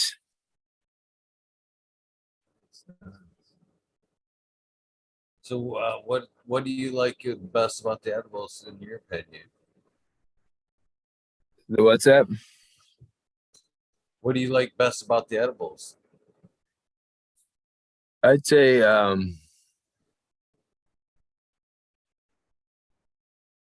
just getting people to eat them and have their reaction when they taste them. They're fun making. The flavors, having like a flavor blast and being able to be like, okay, I'm gonna put this in here and see how people enjoy it. I definitely love some edibles, man, especially a good edible buzz. Uh, definitely carries for a while. First day is like for me, it's like a heavy stone. Second day is like that edible hangover that I still very much enjoy. Third day, it's like oil. You know what I mean? All the joints, everything's fucking feeling awesome. Go fucking do whatever you want to do. From there on out, man, as long as you can keep it rocking, man, it's like a good vitamin at that point, man.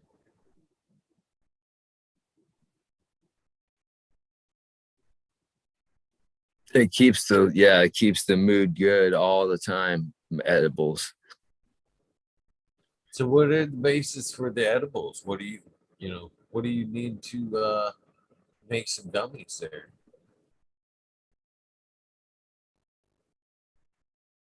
How do I make them? Yeah, what do you need to make some gummies? So I start with like Jello packages, whatever flavor you want, and then you need just water. So I start with 1 cup of water and 1 cup of corn syrup, and then it's about 4 spoonfuls of gelatin added to it, and then 1 large pack of Jello of whatever flavor.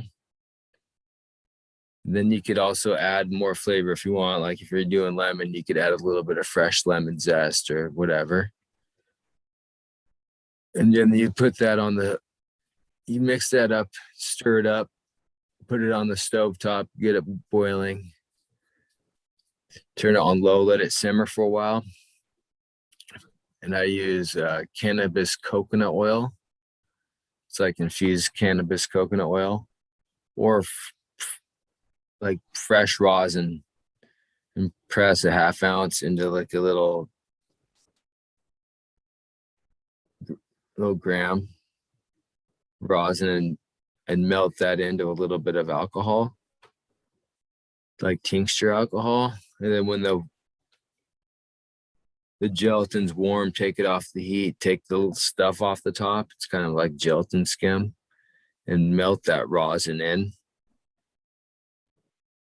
Takes a little while, almost put it back on the heat on real low and just stir it for a while. Put it in the blender and blend it really hard. It's got to be fresh and almost liquidous. Both have to be hot to melt real nicely. And then just the molds, fill them in, spray them so they don't stick.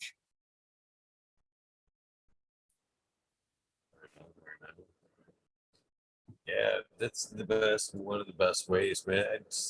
The only thing I don't like about edibles is the amount of weight I can pack on it right quick, man.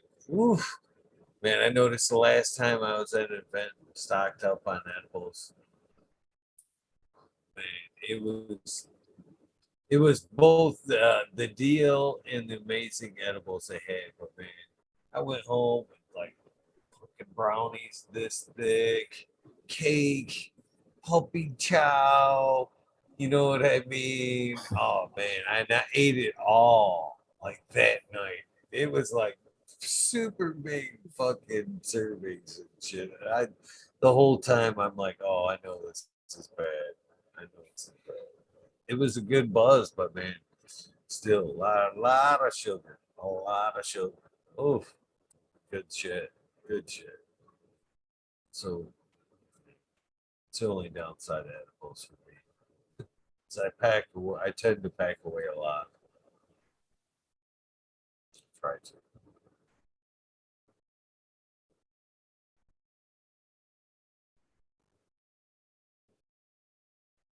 Yeah, brownies and stuff. I used to make brownies, and then, oh man, I'd eat a brownie and pass out. My mother-in-law would come in the kitchen when I was making brownies and see brownie batter and taste it and be like, yummy. And then she would eat it and be like, oh no, this is stuff. And then be like, no, you're gonna enjoy the night, mom. So, what do you do with your trim? Obviously, it doesn't sound like you're smashing your trim. So, what are you doing with your trim? Like all of it goes in a crock pot. Yeah, gradables. Sometimes like the major family, yeah, it all just gets dried in a pan and then goes into a crock pot. Even a lot of like outdoor plants, sometimes I had to harvest early and I just grabbed them all and was like, okay, this is all going to be edibles, pretty much. If it's not quality bud to me, I'll just turn into edibles. But yeah, the little teeny pieces of buds, trim, it's all like goes in a crock pot and a bunch of coconut oil. And then I just simmer it for like 2 or 3 hours on low and then turn it up to high for an hour. Turn it off and then I'd strain it after it sits for a couple days. So, do you actually have flour that you run, or is it mostly, you know, Yeah. seeded bud you smoke and No, I grow process? flower for myself. I love growing flower. It's like a double-edged sword because I love making seeds, but then I love growing good herb for myself. So it's like I got to get ahead on herb, and then like a next batch, this area is for seeds. Like my greenhouse is for seeds, and then after this run of flower, I'll have to be like, okay, I'm gonna have to do a couple seed plants in my indoor room, and then, but yeah, it's hard to I want to do more. I want to do a huge breeding project. I want to just take all my seeds and do a huge run outdoors. That would be what I really want to do. And then select the best 3 out of those and just whittle it down and rebreed and do a whole new drop of something amazing with just like the best of the best. That's really what I want to do. A high elevation in sunnier location, because then you could really see the plant. If the plant's growing sun every day from first thing in the morning to the 300 days of sun, hot weather, you could really see how a plant could do. I think that's what I'm looking forward to do in the future.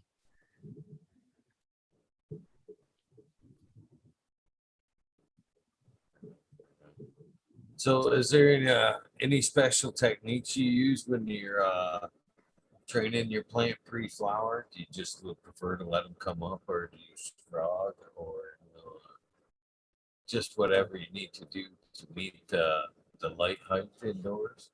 That's kind of basically the way in most cases I'm running. Sometimes I like to try the cold trick to see how cold it will really handle. That's what I think. How cold can a plant handle, and then how hot can a plant handle?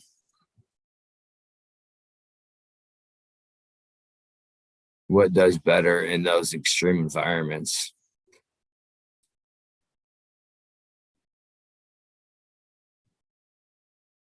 So, at what point do you see the plant like cripple off? Uh, and our opinions have changed, in the last few years with the LAD. Before LAD, that sweet spot. We always want to stay 70, 75.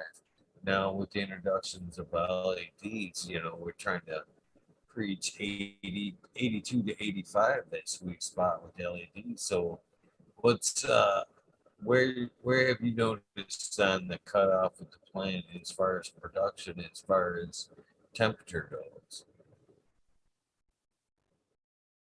Like 63 is too cold for a lot of plants. At night, it's probably okay. But like I've taken plants, I had a whole run of a bunch of plants indoors. All these plants, I took them all down to 63 inside just to see which one they could handle the most. And like the Northern Lights does great in the cold weather. The heavy duty fruit, some of them don't do very good at all. But 63 is not really that cold. Some people have that in their nighttime temperature all the time. But cold is like when you put them outside in the freezing and test them. Like how cold can they get and get purple and actually perform after a snowfall. And all these plants that I have, all the backbone of all these plants all survived snowfalls out of like 50 plant breeding project where it snowed 2 inches for a day, and then it froze, got mass cold, and then the next day was sunny, where some of the plants were just dead.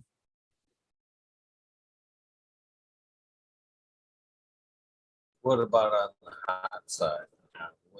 Where do you see production cut off? You know what I mean, as far as heat goes. Yeah, anything in the like 90 degrees is not good to make seeds. As I've tried to make seeds in my greenhouse at 90 degrees on a Gorilla Glue, and it didn't work out.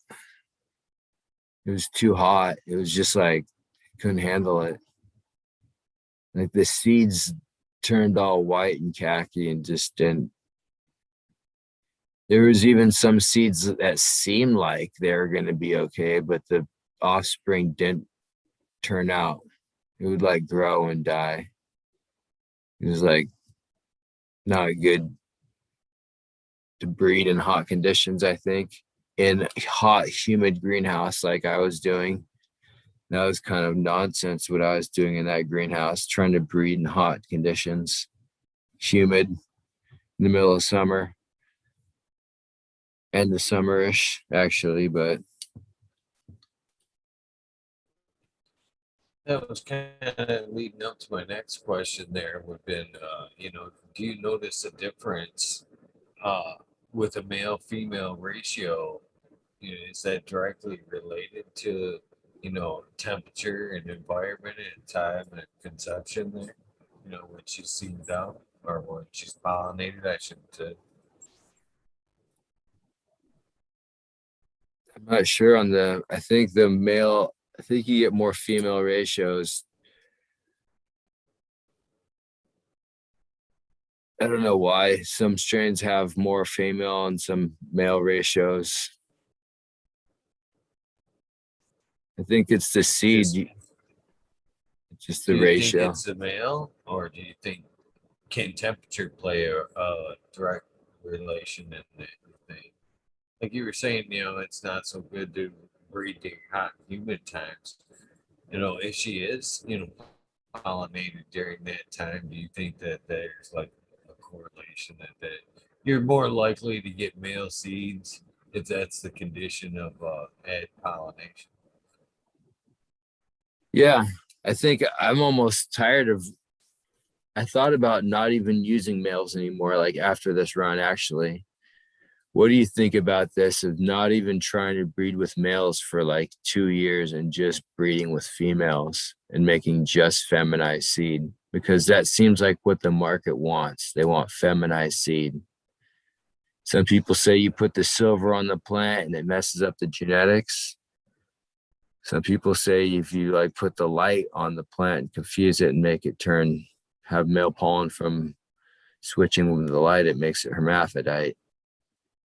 But it would just be nice to have. You're kind of limiting the gene selection by, feminized selection like that. Where if you bring in the male, at least one male, he's still throwing out somewhat of a coat, even it's not even the same coat. You know what I mean?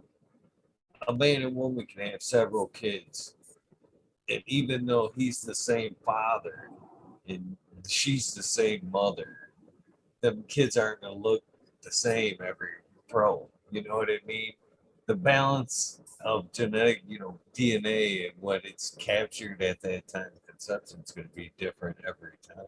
So I think with that being said, with you pull a male out of there in that scenario and you go, breeding from female, you know, sprays, turning her into a herd and breeding like that, you're eventually locking out of a lot of possibilities in the future. It seems like the natural way that it would be breeding males and the females would be like a more stable natural process.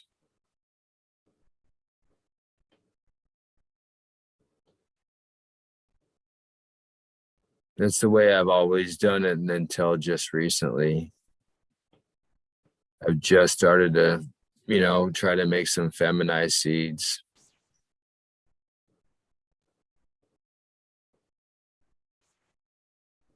So have you had a couple of good runs with femmes? I mean, what's your experience with femmes? You know what I mean? When you pollinate, are you with next few rounds seeing the same traits over and over? Better, like amazing, more traits, bigger and better plants came off the next run. I did it was a auto lemon kush to an auto bubble gum, and it came out amazing.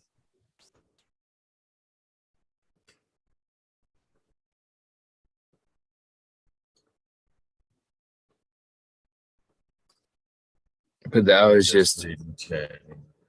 but then that was like out of 10 seeds, there's 3 that were amazing because I put them in a big pot, and the other ones I left in a small pot, and they didn't seem like they were coming out that well. So yeah, like out of a batch of 10, there'll be like some that will be amazing and some that will be okay. It might be the way they got transplanted or taken care of, or in the room at that position, they're just growing better too.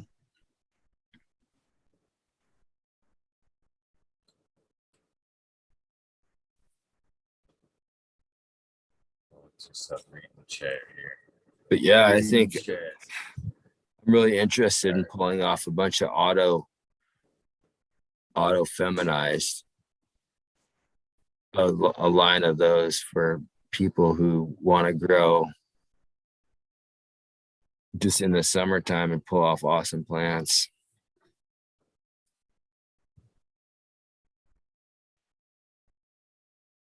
I've seen some people who are selling autoflowers completely sell out this year, and I didn't know they were that popular until I tested out a few more, and they really performed amazing. I was really surprised.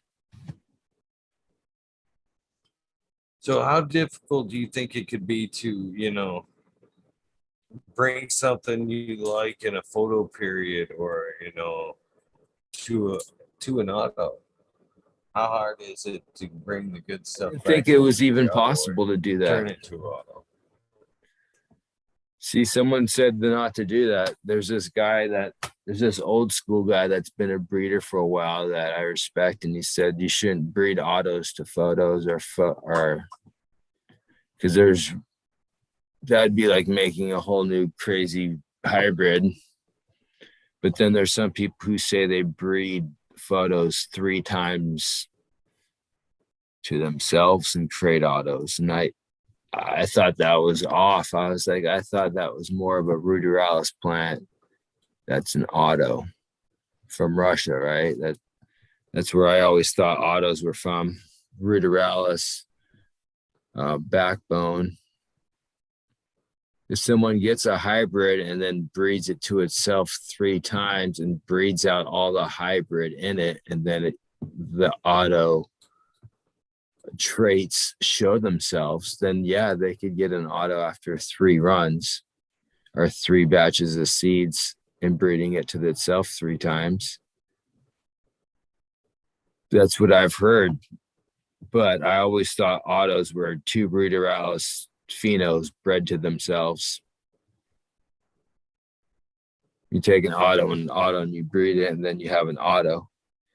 But if you take an auto to a regular, then you'd have to take those seeds and then breed them in 3 to 4 to 5 to 6 times to see if they're really auto. But I heard that's not what you're supposed to do. So it's not really I'm not really going for that. I'm going for auto to auto. Because if I start crossing Ruderalis to hybrids, then it's just going to be some super hybrid, half auto, semi-auto, which I think I found in one of my seed batches are created. But it's just weird.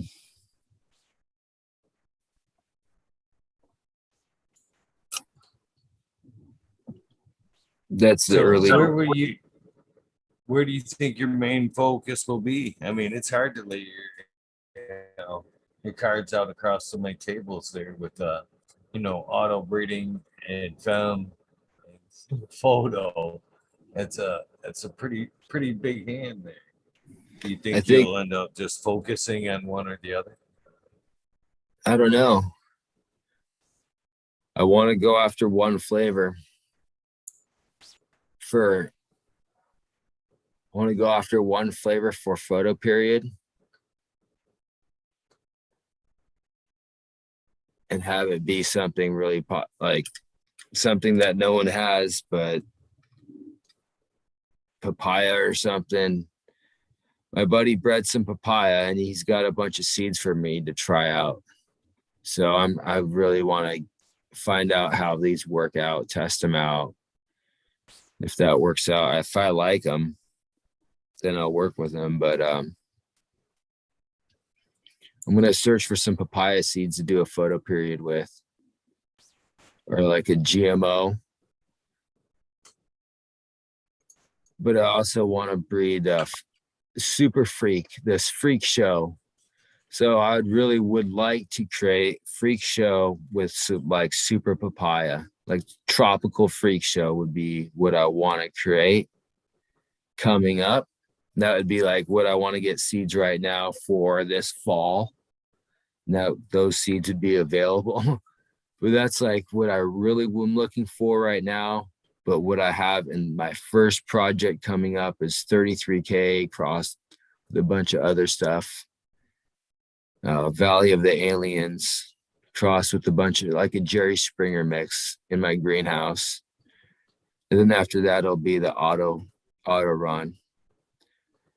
And people that are late to the seed game could pop some autos and still get a crop in summer. So people could buy seeds in like late spring or even the middle of summer. Any time of year, you could grow autos, really.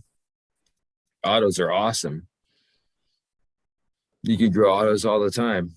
People love them. They're like the perfect little decoration house plant if you don't want a big plant. Or you could put them in a big pot and put a lot of light over them and really try to search for the biggest auto you got and go for that. There's a competition starting today, like the Easter egg competition. Have you heard of that? No, I think people are growing autos in an Easter or an egg. And it starts today. Most people are going with an auto because it's only like a 2 or 3 months because a photo period would just break the shell of an egg, right? Just an auto would kind of, right? So the smaller the pot, the smaller the auto. So if you're usually So it's a Mr. Green I'm Thumb's interested. competition. I'm Yeah, Mr. Green I'm Thumb on interested. Instagram. He's got this eggshell competition that's grow your plant in the eggshell, and whoever could grow it the biggest plant without breaking the eggshell wins like a So golden is it like a half ostrich. eggshell? I mean, is the egg itself supposed to be the medium? Are you just The- cracking a hole in the top and like emptying out the egg and trying to yeah, put some soil in there and this that's actually the container. yeah. Eggshell's the container. So like you could use any egg if you're like in work in a museum and have access to a dinosaur egg. You'd probably, but an ostrich egg would be the biggest egg. I looked up buying. It was like $25. Be like a $25 pot. That's a pretty big egg. But I think the winning trophy is like an ostrich egg painted in gold. And a whole bunch of props on Instagram if you win. Yeah, it'd be interesting to see how that turns out. Yeah, with it.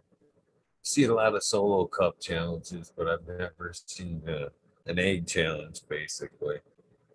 A winner last year had a Rockwell in the egg and like deep water culture pumping into the egg, pretty much. Water being pumped in constantly, hydroponic. Still seem like they're, even though you were coddling that root mass with a constant drip, seemed like it would still get eventually, big enough to crack that thing. Right? Well, like a goose egg. A goose egg's pretty big, like this big. It's about maybe a little bit bigger than a solo cup or about the same size. If you just drill a small hole, it's might be harder to break a goose egg than a solo cup, though. Yeah, true that. True that. Huh. Yeah, It's it'd just get a lot of, that'd be a cool challenge. I have to check that out. it'd be the challenge to find the egg shell, the medium.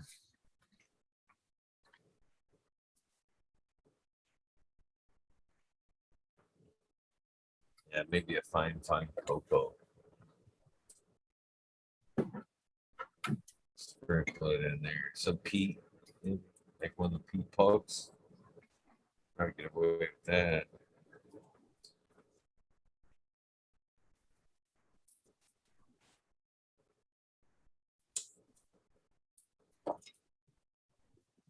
So do you plan to is that where you plan to kind of like stay your niche as just as a breeder kind of for now in your cannabis journey? I think I really like bubble gum too. I think I'm gonna breed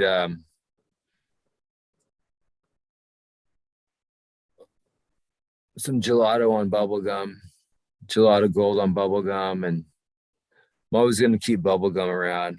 I like breeding a lot,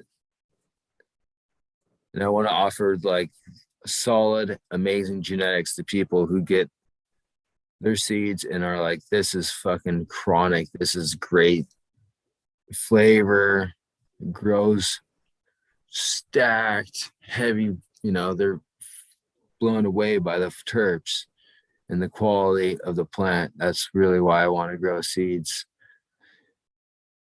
and have people be able to get seeds for a good deal out there.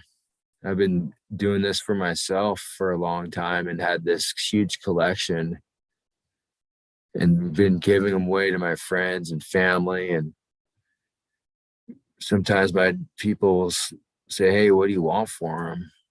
And I'm just like, I don't know. They just give me stuff, whatever, trades, whatever. But a lot of my buddies really enjoy the seeds I give them and my family. And after a while, everyone's like, you got to let people know about them and keep doing this. And they keep wanting different, but similar. So, I've been wanting to have just a huge collection of seeds for myself, and just recently thought, I should get rid of these and let the public have a good experience with these flavors. I can't have all these seeds to myself.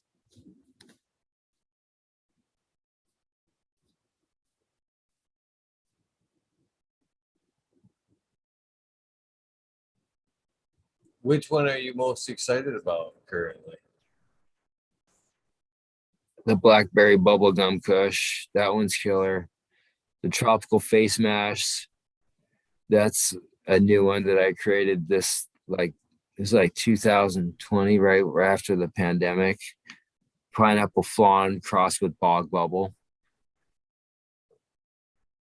That one's gonna be good. It's like, pineapple bubblegum flavors.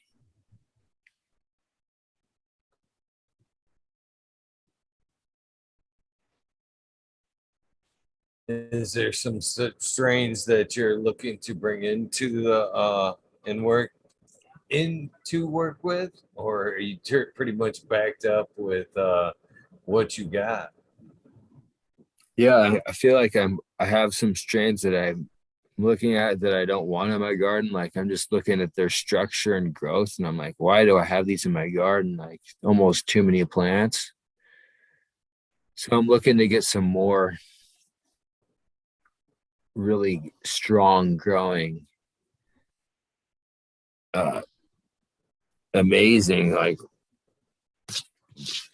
I'm almost sometimes get addicted to looking for the next best seeds. Like it could be.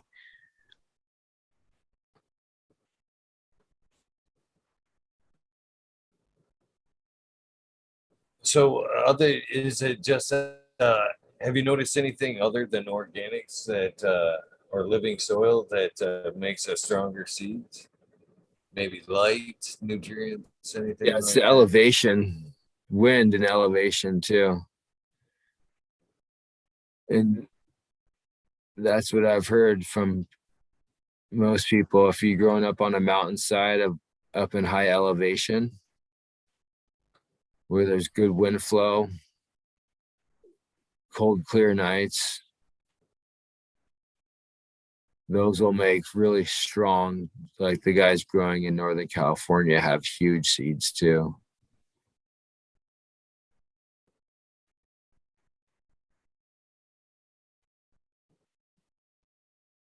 I think the seeds that I've been getting lately, I've got some seeds, the 33K and Valley of the Aliens. Those were made in Northern California and they're just so girthy compared to everything else that I've got that I've tested lately. I've tested a bunch of just like runts and some other things that are just like whatever. These things I don't even white strawberry time warp and dub warp or something. Some other things that they're just okay. But I'm almost done testing out any other genetics of anyone else's for a little bit, unless it's like a certain time that I'm looking for. Like seeds that I win or something that I get on Instagram, just oh, I want some pack of seeds. I'm done with that because I like finding the super hard to find to get seeds that no one's got. The tropical.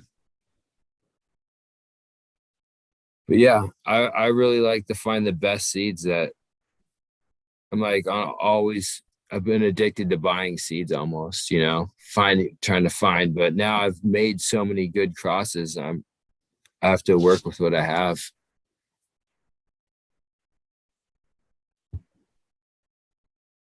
Hello? I'm here. Yeah. So, are you pretty much locked in stabilizing what you got now before you move forward, or what's the plan on new strains?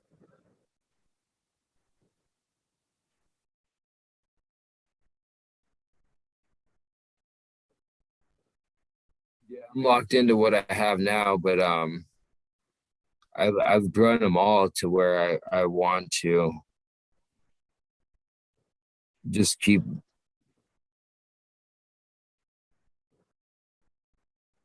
breeding with them in a new way, like add a different twist to them now. Like take the early Citron Kush and breed that 33K, and take a few of the other ones that I really like and breed them out with like Valley of the Aliens, or test them against other genetics that like papaya or whatnot.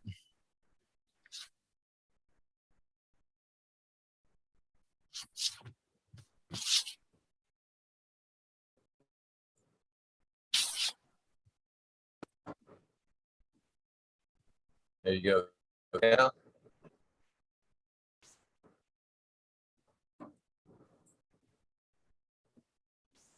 Hello. Can you hear me? My audio. Yeah, my audio flagged there for a second. I was like, what the hell? That's never happened to me where my mic's just throwing an exclamation point. I can't see the screen.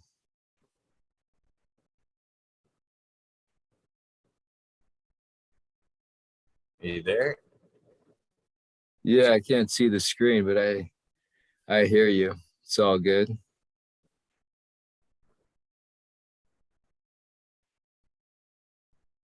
So, where do you plan to go with your cannabis journey here? Is it just concentrating on seeds and breeding for now? I want to make connections with some other breeders out there who's breeding with some really good stuff too. Right. Yeah. And just really enjoying all the cannabis explosion of, I'd say, it's like cannabis revolution going on right now across the United States, with like US open source genetics and everything going on.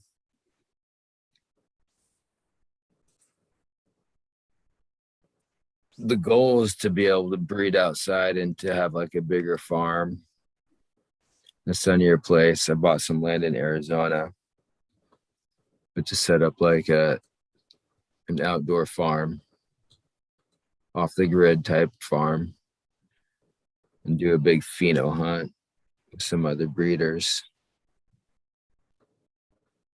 and just yeah, and just pretty much focus on breeding and building a cannabis seed library. I got to make more seeds because I'm gonna be running out of seeds soon.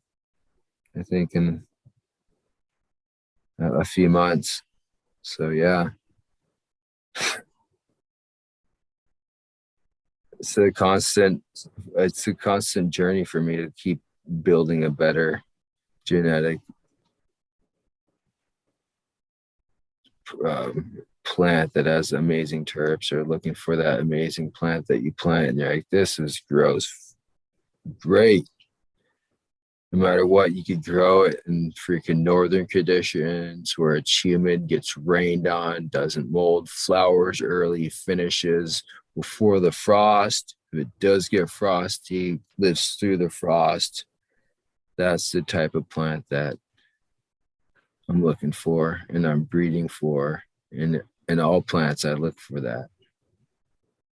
For all the cannabis, you might even have a type of plant where one out of that 10 are more hardy. So that's the structure. I want that short, fast flowering, high terpy, amazing flavors for people to enjoy when they pop these phenomenal genetic seeds.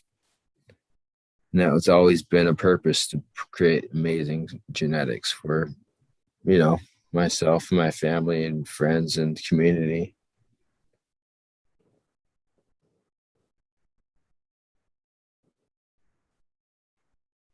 That's the best way that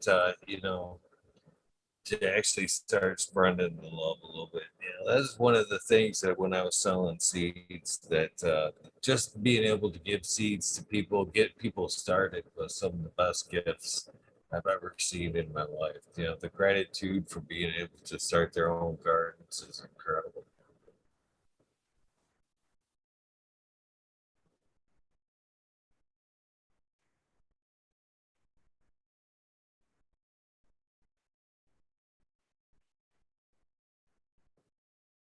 Yeah.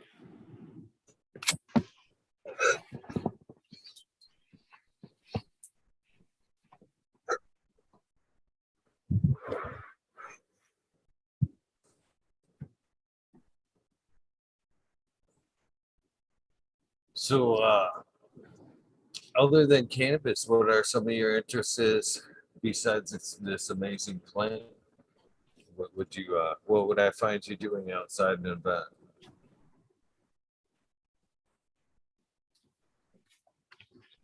I like fishing, spending time with my daughter mostly, with family, cooking, barbecuing. You sound like a down to earth guy overall. Yeah, pretty much. What do you like doing with your time mostly besides? Well, it's pretty thin these days. I don't get a whole lot of wanting to do stuff. Well, basically, about the only thing I get out to do on my fun time anymore are tattoos and cannabis events. Are pretty much what I get out to do the most of these days. Give And, tattoos? uh, You get oh yeah, tattoos or you oh, give them? oh, I get. I'm not a giver. I'm a getter. And I'm actually due. I'm supposed to have an appointment in the seat next week to What get a some relief. cannabis. So You said you have a you got cannabis going to cannabis events. yeah, I love going to cannabis events. Are there any planned for this year you plan to go to? Yeah, from what I've heard, that hell, we just had the hash bash, which I knew, I had a feeling they were going to go through with it for some reason. I don't know why I got sidetracked with the effort, but missed the hash bash. That was just a Saturday. There's a couple of 420 events planned. Pre 420, like 417. There's some 420 events thereafter that are in person events. High Times, I think, even is having a 420 event here in Michigan. So things are slowly starting to open up. I'm very grateful for even the small events. Hell, anymore, I'm more grateful for the small events than I am some of the larger events. Yeah, that's what I do. Yeah, they used to have Hemp Fest here, and it was huge in Seattle. I think they're still planning on it, but it's almost too big. It's a so many people. It's like a huge concert, but I heard the smaller events are a lot better. It seems like the Earl Cup. Um, there's an Autoflower Cup I'm going to in August for a day. It's like a 3-day event, but I'm gonna show up for a day and check it out up north, and found it on it. It was like called the Autoflower Cup 2021. Check that out. I hope that they do open up, man. Last year we got kind of screwed on the whole event thing, you know. Here in Michigan, we snuck a few in, but man, nothing like we usually do. But I know people are dying to get out, have that experience again. So hopefully, you know, the event promoters, people that put that shit together, aren't discouraged this year and can at least start planning moving forward on some good size event.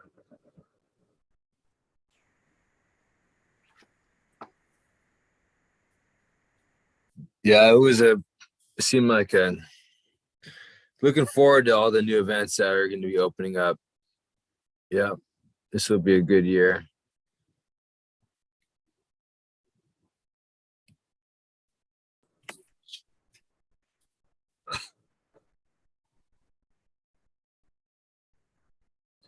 So what's your schedule like usually during the days? Are you an early riser? How do your days usually play out? Yeah, I usually get up early between like 6 and 7. Not that early, but I like to get up earlier.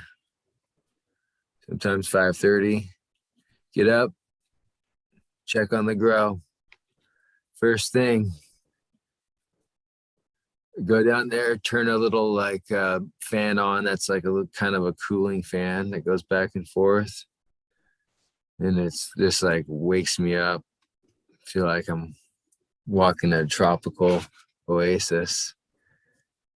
But yeah, I go downstairs and go check on the grow, make sure everything's good, see what needs to be watered, start watering, spend like a little bit of time in there. And then I usually here come upstairs, use the restroom, and say good morning to my family, my wife and daughter, and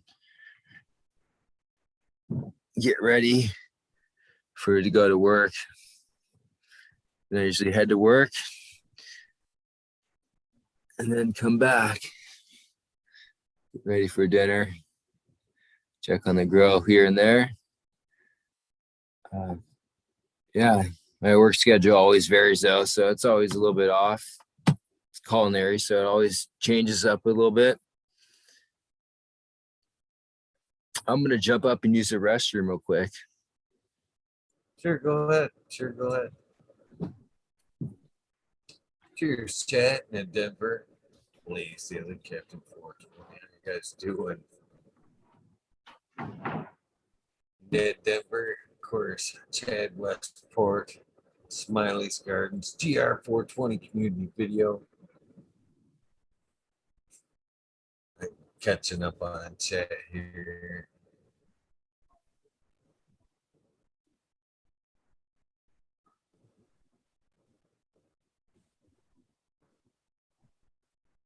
I think personally, guys, as far as the environment things, I think it's just the temperature plays a role, and as far as the ability to take, she could be sweating at that point, blocking out some portions of the male pollen, may not take as well. Like temperatures may play in a key as she may be, them pistols may be more open and sticky, maybe in a humidity condition, which may take more of the male DNA. I just think there's a few things that could play a key in a variance there as far as how well the male seed is taken. I don't know. Some days it may be too hot. You may not even just take enough of the male to make seeds and not necessarily take him on as much as she would during a wettish where it just takes. I don't know. I think give me some time. That's gonna I'm gonna ask every breeder that I talk to from now on, you guys. Everyone. I may even bring back some of the big boys just to fucking play with this topic.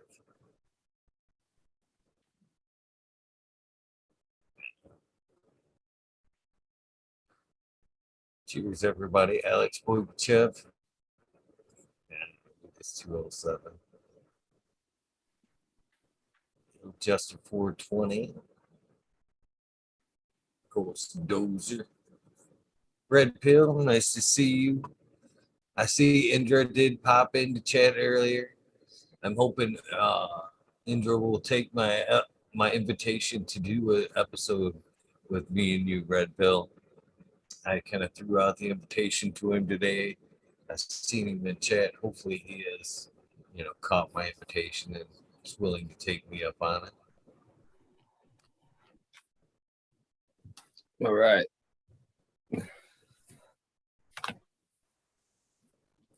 Had to use the restroom there. Right on. So what kind of food are you cooking there, if you don't mind me asking? What's in the cooking field at 1.2? Work at a hotel, so we cook really good food. It's like local seasonal food. We're cooking a nice Easter feast today.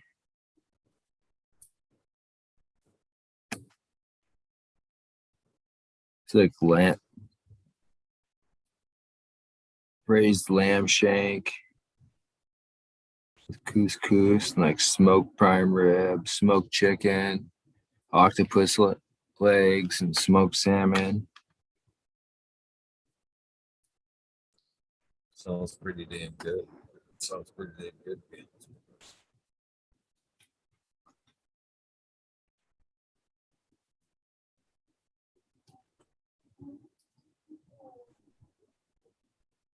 Here's what I mean, a big seed, and I don't know if you could see this compared to anything. But you know the little seed vials that hold like 3 seeds? Yes, sir. Yep. These are pretty big seeds, but Yeah, that's a pretty coconut.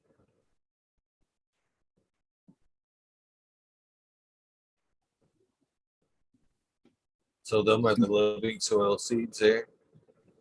yeah.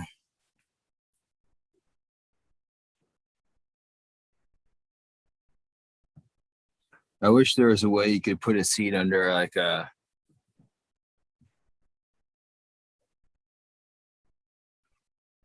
how we test humans and see if they're male or female in their belly.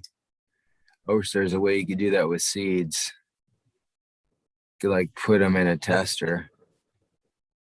See, that's what they've been talking about a little bit in chat and been instigated.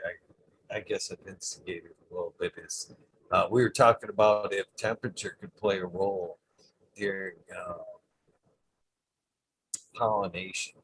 So, say if it's a hot, sticky night, as you kind of we talked about a little bit there, do you think there's a chance that temperature and environment play a role in the male female ratio? You know what I mean? Do you think like on a hot, wet night that you may be more likely to get a better germination, take of what the male has to offer, or male female? Or do you think like on a cooler night you may get a better chance of female ratio to male seeds? Yeah, cooler How big night. temperature do you think temperature or environment has anything Yeah. to do with that ratio? I think like the vapor temperature and the humidity and like the moon cycles and all that stuff has a huge deal. If you're pollinating outside, which I have, and yeah, I think it has major role. When you have cold temperatures.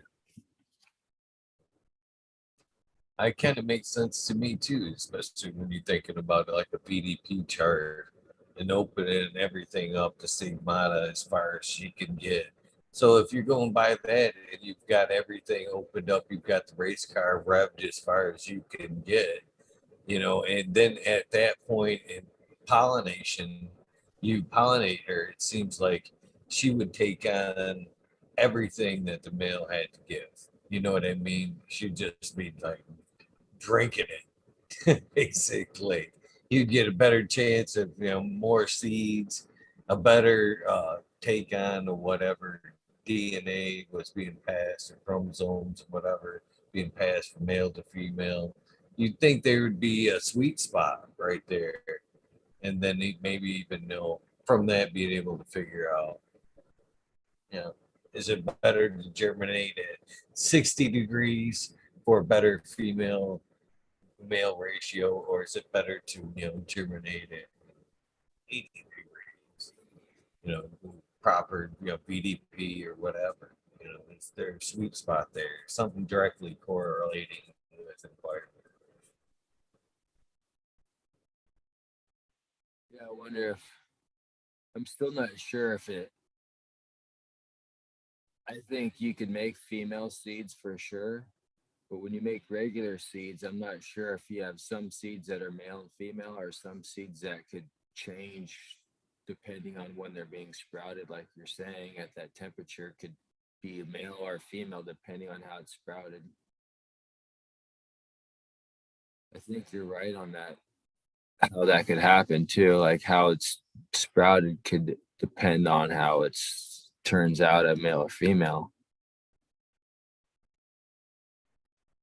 So even if that, say, another environmental condition, say, she was stressing out from another environmental stress, bug or whatever, and she's blocking, using more of herself to make terpenes to block out the bugs during, conception. So she was using some of her chromosomes for this or that. And isn't it possible that, more process going to that should be more likely to block out the XY chromosomes or whatever? I think the environment can play big stress with that germination ratio, male to female. Just kind In elevation, of yeah. check. I think there's an elevation you could breed at that, and environment where you might could produce like 80% female and 20% male, which is probably like, or like 10% male. And that would be the ultimate goal, is to get down to like 5 or 10% male, and a pack of 10 seeds get one male. If you're selling regular seeds, if I buy a pack of regular seeds and I get 1 or 2 males, I'm freaking stoked. That's cool. But if I get like 4 or 5 males, then I'm like, oh, well, it's all right. It was just like, but hopefully you get 80% female, out of a pack of regular seeds. That's what I'm hoping people get. And when I pick out seeds, I'm looking for those big fat seeds. I think those are female, the big fat ones. It's kind of 50-50, but it's not always 50-50. There's been times I shit you not, there's been breeders I've worked with where the germination rate, male to female, has been so outstanding to where I've got almost female every time, to where I've wondered if the breeder wasn't sending me test films. You know what I mean? I was like, and the same thing versus the other side. I've done, reg seeds, supposedly reg seeds, in both cases, and had nothing but males. So there's got to be some factor playing on there to why it's heavy to one side or the other, and not always 50-50, because it's rarely 50-50. Shit, there's most times when I'm popping a pack of 5, I'm getting 4 females. It's never usually heavy to the male side. It's usually heavier to the female side. So there has to be some type of magic, theorem, the recipe to the whole thing to get, even in a photo type situation, to where you're getting 90% female seeds. You know what I mean? From said stuff. There's got to be some kind of magical theorem there. Maybe growing at like a certain elevation with the right humidity. But that's the goal for me, is to get at a certain elevation and test all these phenos. Take every seed that I have and just grow it all out. and a whole bunch of other packs that I have that I haven't popped and test them. Every single seed I have out, I would love to see that happen. And then, you know, do a huge pheno hunt off that. But that's down the road. I think high elevation will really test out genetics. I went to California in 2012 and did a year growing there, and bred a lot of these plants there. And we were at like 1,800 or 2,000 feet elevation or something.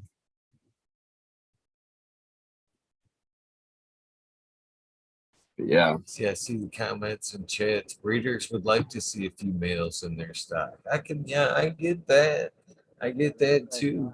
But with that being said, too, man, when you're offering a product to somebody, it seems like, as I see here, GMO says he got 12 out of 13, females out of that stock he had there. That's what you want to see. As a, you know what I mean?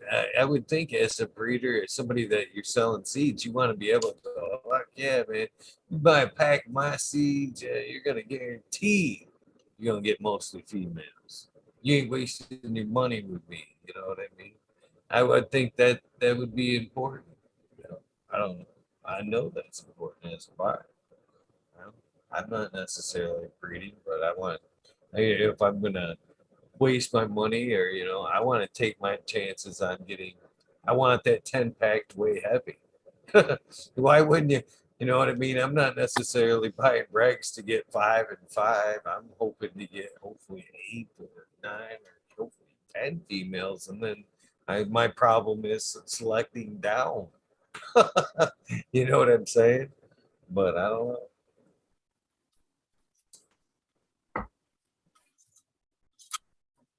I feel like I've gone through a lot of strains and just like said, oh, I don't want to breed this, but I really like it.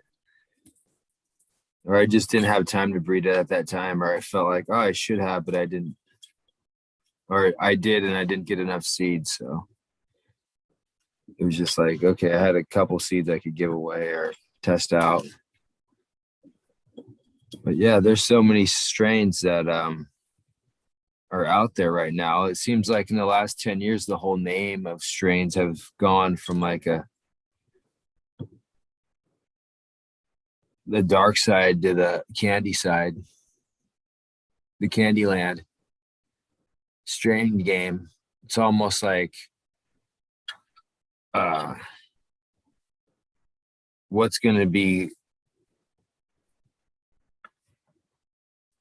It's so weird. I've never even thought it would be called these candy things, but they sound cool. The pies and stuff. I've heard of the grandma's pie that look like Super Freak that I'm really interested in getting. Something that has that Super Freak leaf, I think could be really popular in the future. I know it's already really sold out, that Super Freak show, the plant that looks like a fern. Have you seen that?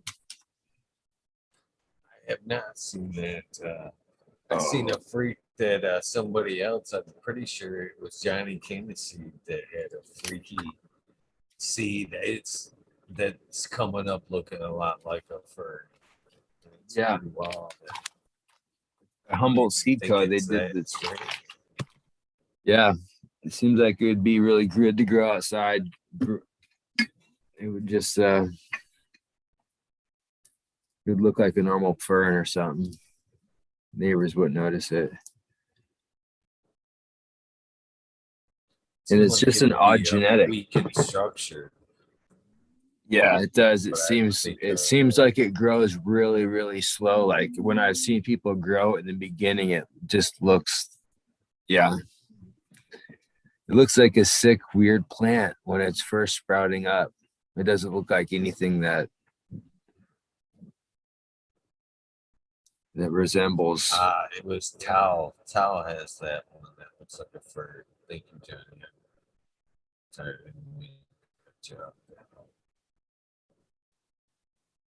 there's anyone that has that seed out there that wants to sell it, let me know. I'm really interested in breeding that freaking fern to like something tropical. Lost your mic there. Yeah, if anyone knows, There you go. if anyone has that freak show out there, I want to get that freak show for sure and breed it. But that'd be like a next down the road project. It's just a kind of crazy plant.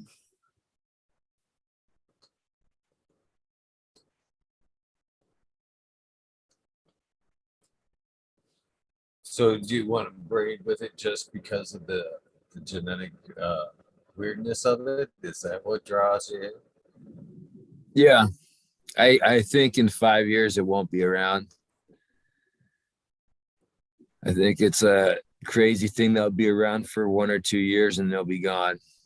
Or it'll just be like in the vault somewhere for $1,000 and two people have a pack.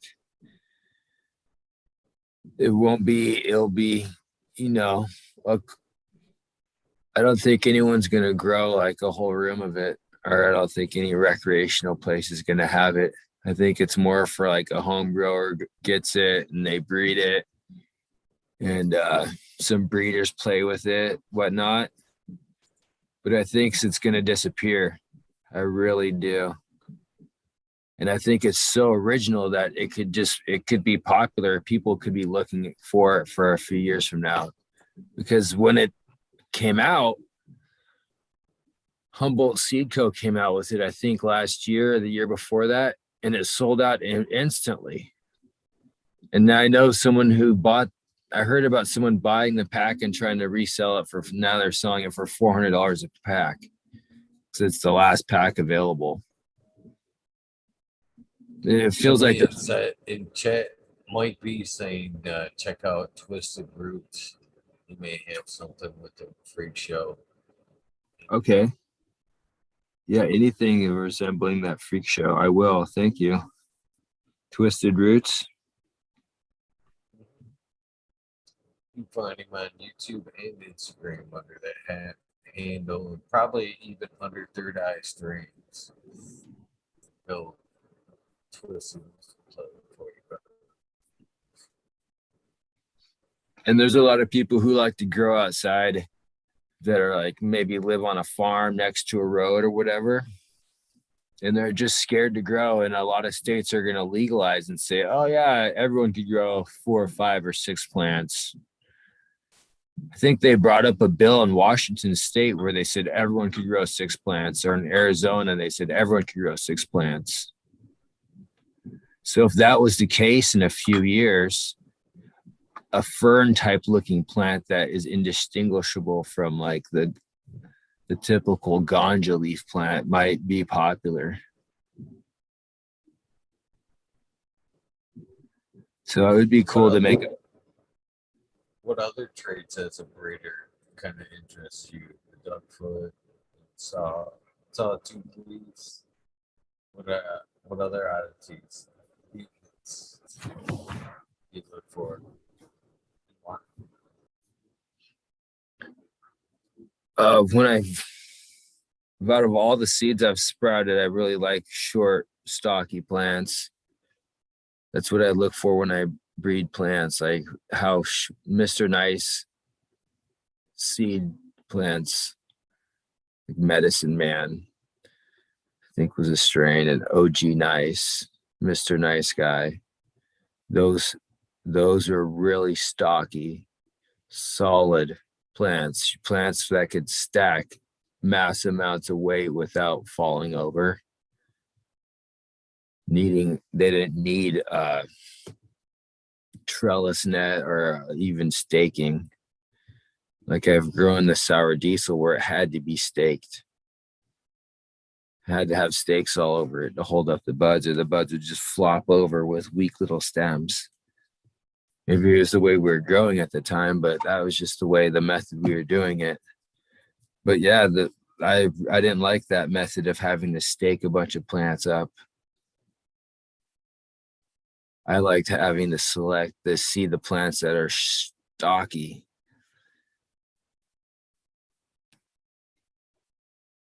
OG, OG, nice. It's like original gangster, Mr. Nice was the stockiest plant I've seen. Where you could, it was like 5 feet tall, and it was like probably 2 pounds of plant, just huge colas, short, stocky. So that was like what got me into growing some nice strains.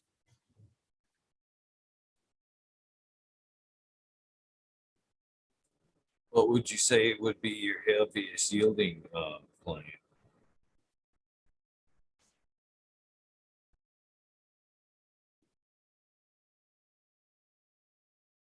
Probably a pound or so.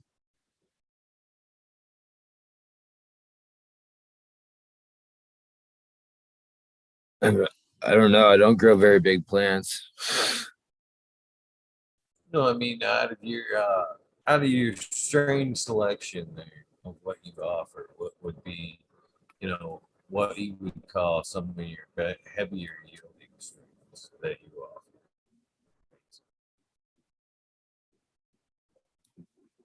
The bubble gum fruit would be heavy yielding. The Northern Lights bubble, heavy yielding. The bubble war goddess heavy yielding. The blackberry bubble is pretty heavy yielding. I gotta put my computer on the charger. Sorry about that.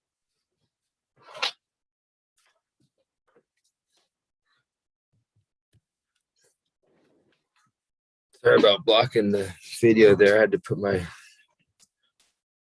computer on the charger. It's getting low. Yeah, I'm always looking for that amazing strain that's, or even like creating. It's more of like not looking now, it's creating that. So taking something I've already created and crossing it with something that's really well known, or that's maybe was really good that someone's kind of undiscovered, and testing out that, and then breeding that into something I have and rebreeding it into one of my favorite phenos. So that's what I'm really looking for, is like that magical fucking crazy strain that is just grows amazing, girthy, strong, mold resistant, flowers super fast, yields heavily. That's the like the golden unicorn pheno, magical phrase type thing. That's what I'm looking for to create. That's my goal, and then create a bunch of that for the peoples. But what I think I have now is a bunch of good, solid, old school genetics that are just good, solid phenos that are mold resistant, that have really good terps, and they're just classic old school strains. And I like one of the old school strains I'm also looking for is Alaskan Thunderfuck. Have you heard of that? That's a Most definitely. It floated around here for some time. It's definitely a good strain. What's one of your favorite old school strains that you're like, oh, I wish that, where'd that strain go?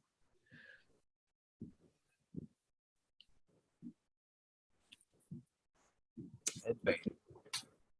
Headband is one that I don't see around here that often anymore. That's really, really lavender kush. I've seen somebody bring that one up in cheddar. Lavender? Lavender kush it has amazing turns, both on the nose and the back. So two good ones right there, right off the top. And I don't see at all around here anymore. I see some strains that have the headband in it, but not too many. And I really enjoy the headband. That's one of the profiles I don't see too often. White Rhino stands out as another good one I don't see too often around here. That's very distinctive.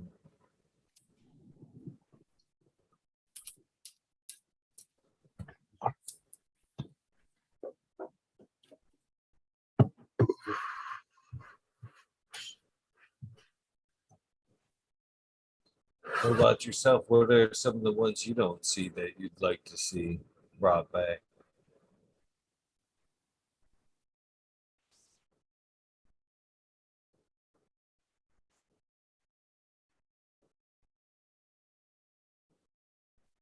Super piney.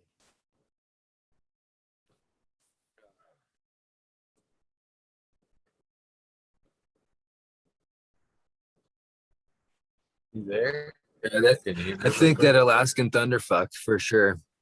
That's that Alaskan thunderfuck. That's that. I think pine and Alaskan thunderfuck. Yeah, that's what I want to find. That's my wife's favorite strain too from back in the day. Yeah, I'm definitely a fan of the pine. To, you know, chasing it currently, man, honestly. So, yeah, that'd be a nice one. I hope you do bring that one back.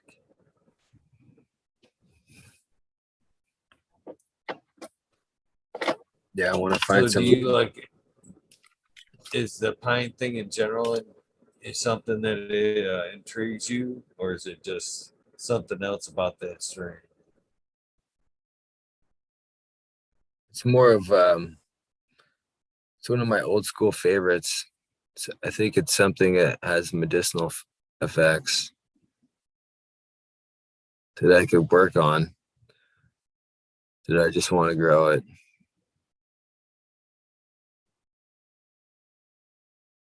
and lock down the genetics of it.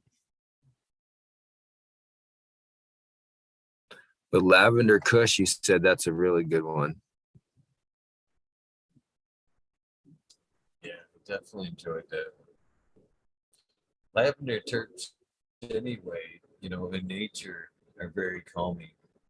I've actually, my daughter at one point was mixing, she was going out with this dude that was kind of herbal medicine, kind of lenient, we'll say. And they were putting dried lavender in some of their cannabis they were smoking for flavor and, medicinal effect, and calming effect. But man, that lavender kush had that naturally in the cannabis.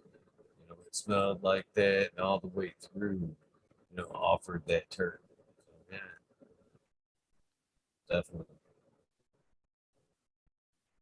You guys have a cloners market in Michigan? Is it like open for caregivers to sell to have cloners markets and stuff? They are definitely out there. As far as the legality, I think the caregivers are allowed to sell to other caregivers, or at least at one point, I know we're allowed to sell to licensed facilities. Clones are used to. So again, green market changes so fast. But there's events like, you know, uh, Gene Traders that was like last weekend where they basically run into place and everybody brought and sold clones and traded all that good shit. So there's definitely a lot of genetics being swapped and moved here in Michigan for sure.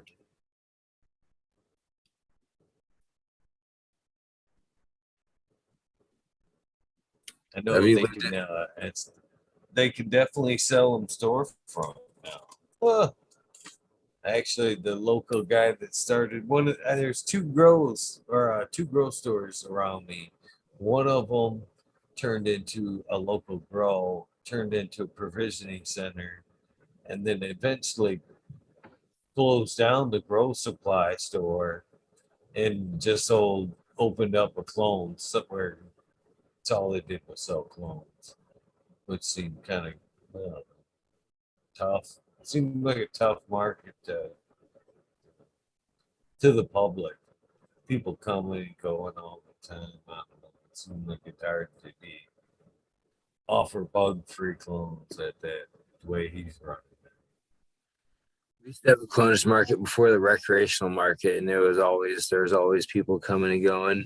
Clones galore. It was just like the freaking clone shop.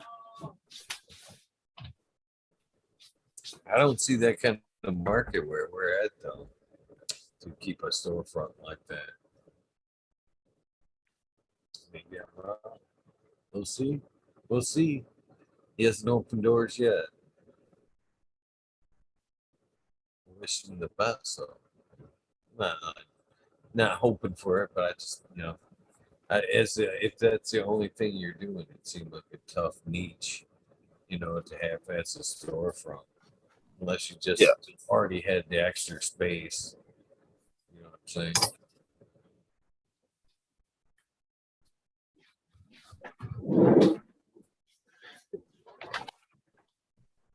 So it's recreational there in Michigan.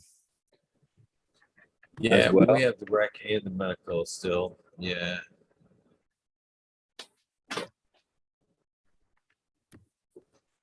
It's an unfair system, I can tell you that. It's an unfair system.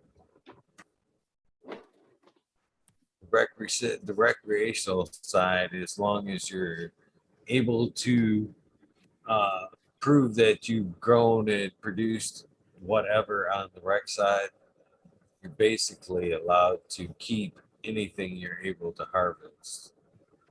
So as a rec grower, you're allowed 12 plants recreationally.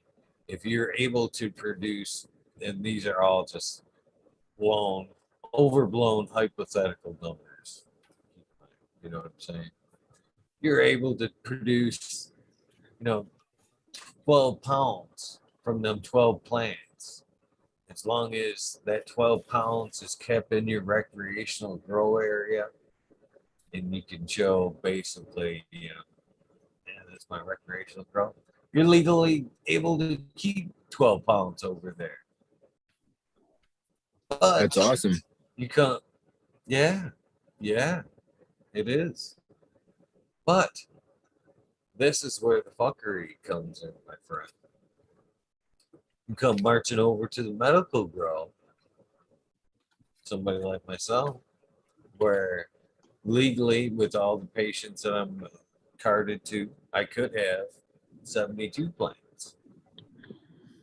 But they say that at any one time, I'm only supposed to have 15 usable ounces. See what I'm saying? And it's medicine. It's medicine. We go trample over into the rec side. You can bathe in it, you can eat it, but don't you fucking turn that shit into medicine. Basically. That's weird. Isn't that a kind of fucked up thing? I think it is. Confusing. Yeah, when pretty much it was a killer or medical scene a few years back, cloners markets all over the place, farmers markets. You just show your license and come in. Big farmers markets, people selling all sorts of stuff, clones and edibles, everything. It was freaking amazing. And then when recreational came through, they shut everything down. Just recreational stores, and you can get your discount in there. You get a little bit of discount for being a medical patient. You get a license to grow, and that's it. But yeah, there's no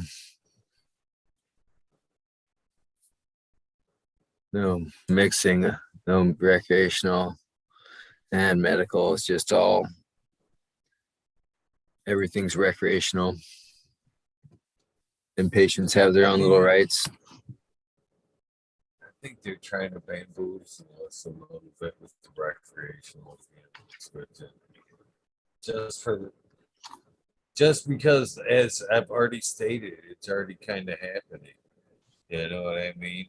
Think of it as recreational. You can have unlimited. Well, medicine, it's a different story.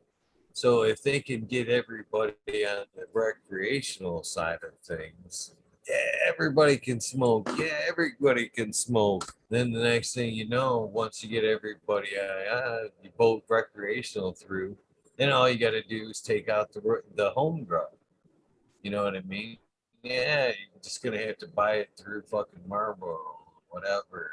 But you can have it, but you can't have it at home. But if we keep it towards the medical side, which medicals push this thing forward all the long way, Yeah, we're saying this is our medicine. We want to be able to grow our medicine. We want it right to it is grow the our community's medicine medicine to where yeah, to where that, that for right to sure. have plants is going to fall to waste with the recreational side of things. Just as I was kind of pointing out with alcohol, you used to be able to brew, and then fucking as it became more and more of a big business, they were like, yeah, you can't do that at home anymore.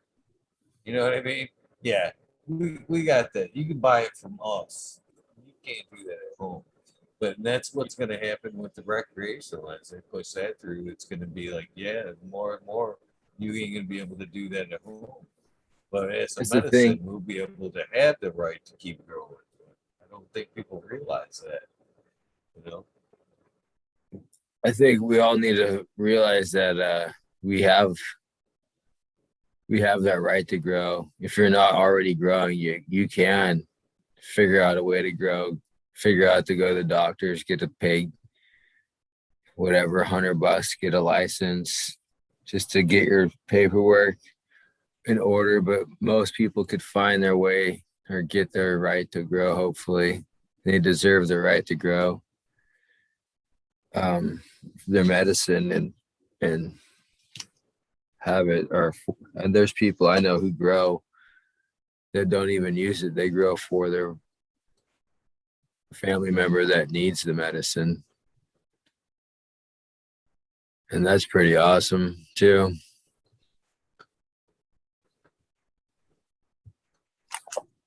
And yeah, everyone should have that capability. It shouldn't be left up into the corporate hands because they'll just end up destroying it. I think the more it became recreational, the harder I grew. The more I produced for myself and my friends and family. That I wanted to not ever want to go to the store. It was fine to like, okay, cool, go to the farmer's market and buy from like a local farmer and like check his stuff out, whatnot. I felt like I was supporting the community.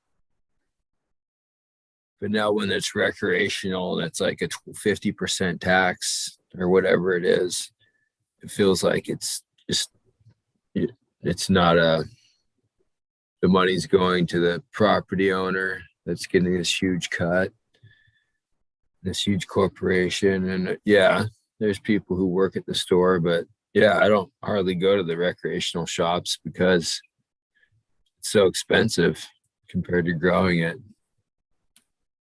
And it seems like the buds almost bounced, like they bounced it and knocked all the THC crystals off. Is what it feels like. They're at the recreational shops. I've had my buddies that like give me something they got from the store to be like, hey, try this out. It's really good. And I look at it compared to what I grow, and then all the THC crystals are like falling off or shooken off or something. Like it's just fiber. It's weird. I wonder if that's what they do.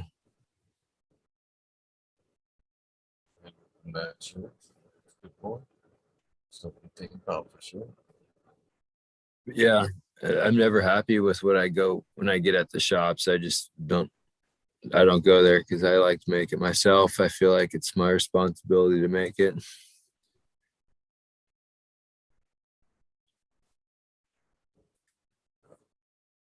To So, produce it. do you have an early schedule tomorrow? How are we doing, man? We're almost 3.5 hours in, if you can believe it. Yeah, it's a good night.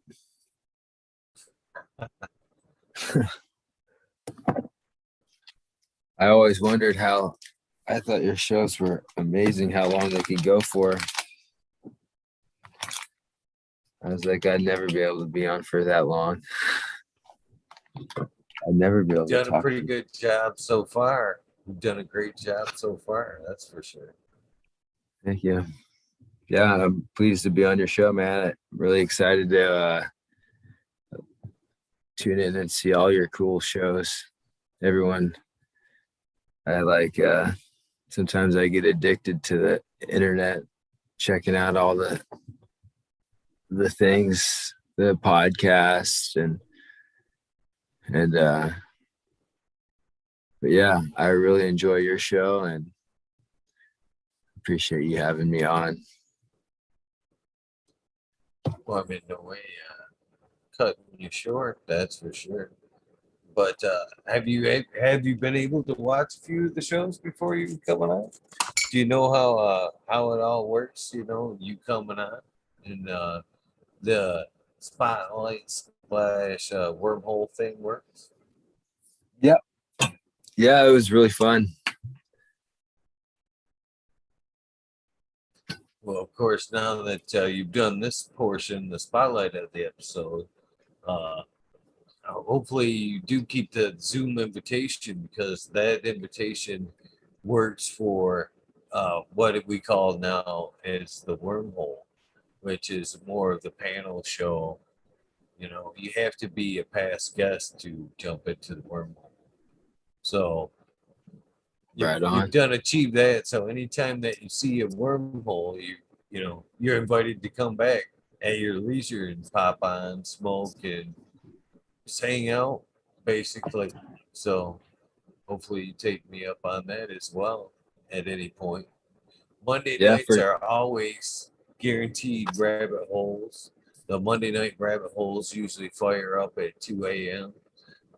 My time. Let's say Eastern Standard Time. No, yeah, Eastern Standard Time. And then any other nights that if there's a guest that doesn't show, there's of course wormholes are those nights as well. Or if guest goes short, there's also that's where the wormhole picks up as well and kind of walks the night through the rest of the 420 hour. Uh, but yeah, you're always welcome now that you've done this to pop in on any of those occasions. And hopefully you do find time and pop in on some of those. thank you. I appreciate it. I'd love to join in, be involved. The wormhole. Thank you, Eagle. Thanks for having My me on friend, and be able to chat with you, man. Appreciate it. oh man, thank you for coming on and telling us about yourself, your breeding projects, you're passionate about this plant, and you know what you have in the future, man.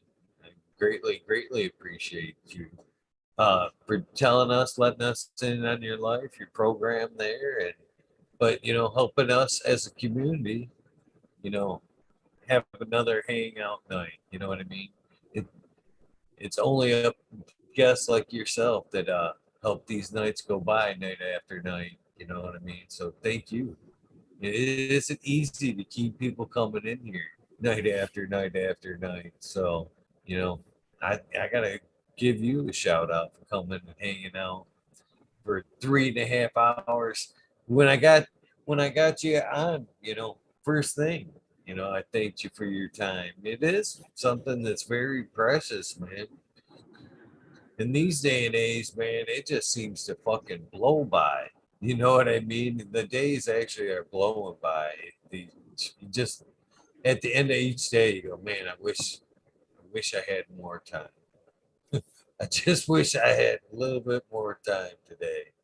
But you were nice enough to donate 3.5 hours of your busy day, where most of us are wishing we had more time. You donated, so that's pretty amazing of you, my friend. Happy Easter to everyone and much love to the cannabis community. Please check me out at phenomenalgenetics.net and have a great night, Eagle. And thanks for inviting me on. I appreciate it. I'll come on the wormhole later One sometime. one one thing before you go, we can't get out that easy. You do, I do first and foremost want you to plug that Instagram, your YouTube if you have one, of course your website, and then I would like to get the soundbite from you. Hopefully, you know what the soundbite consists of. Uh, but we got to get that from you as well before you go. Yep. Thanks for tuning know what in sound- to Sorry, go Eagle ahead. Gardens.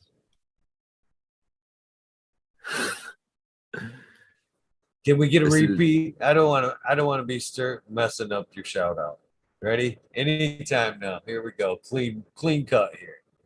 All right, guys. Thanks for tuning in to Eagle Gardens, and this is Phenomenal Genetics. You can find me on Phenomenal Genetics 3 on Instagram, or phenomenalgenetics.net is the web page. And shout out to all the people making seeds out there and all the people growing cannabis for the whole community. Much love to everyone. Thank you, man. It's been an awesome night hanging out, and I'm looking forward to seeing you pop into a future wormhole. Don't be shy. I think you have handed out that invitation to 360 people now, and I don't feel enough people take me up on that. Hopefully, you will not be one of those ones that don't take me up on it. So hopefully, I will see you in the future, my friend, very soon. All right. Good night, Eagle. Good night. You have a great night. And thanks again, my friend. Thank you. Happy Easter. Happy Easter. For the rest of you, thank you very much for hanging out. I had a lot of fun meeting this gentleman, and hopefully you will give him a follow on Instagram. There you go. Right there. And check out the website. Hopefully pick up some of those genetics we've been talking about all night long. Hopefully those of you that don't follow over into the wormhole have an amazing night, get some rest, but hopefully the rest of you are just going to follow along to the wormhole. Hopefully I'll see you guys in a few. You guys know the routine. Please do something nice for somebody. Random acts of kindness do save lives. Living and breathing example of that. I'll see you guys in a few in the wormhole. Thank you again, Phenomenal Genetics Paul, and the rest of you guys for tuning in. I'll see you guys in a few. Thank you guys.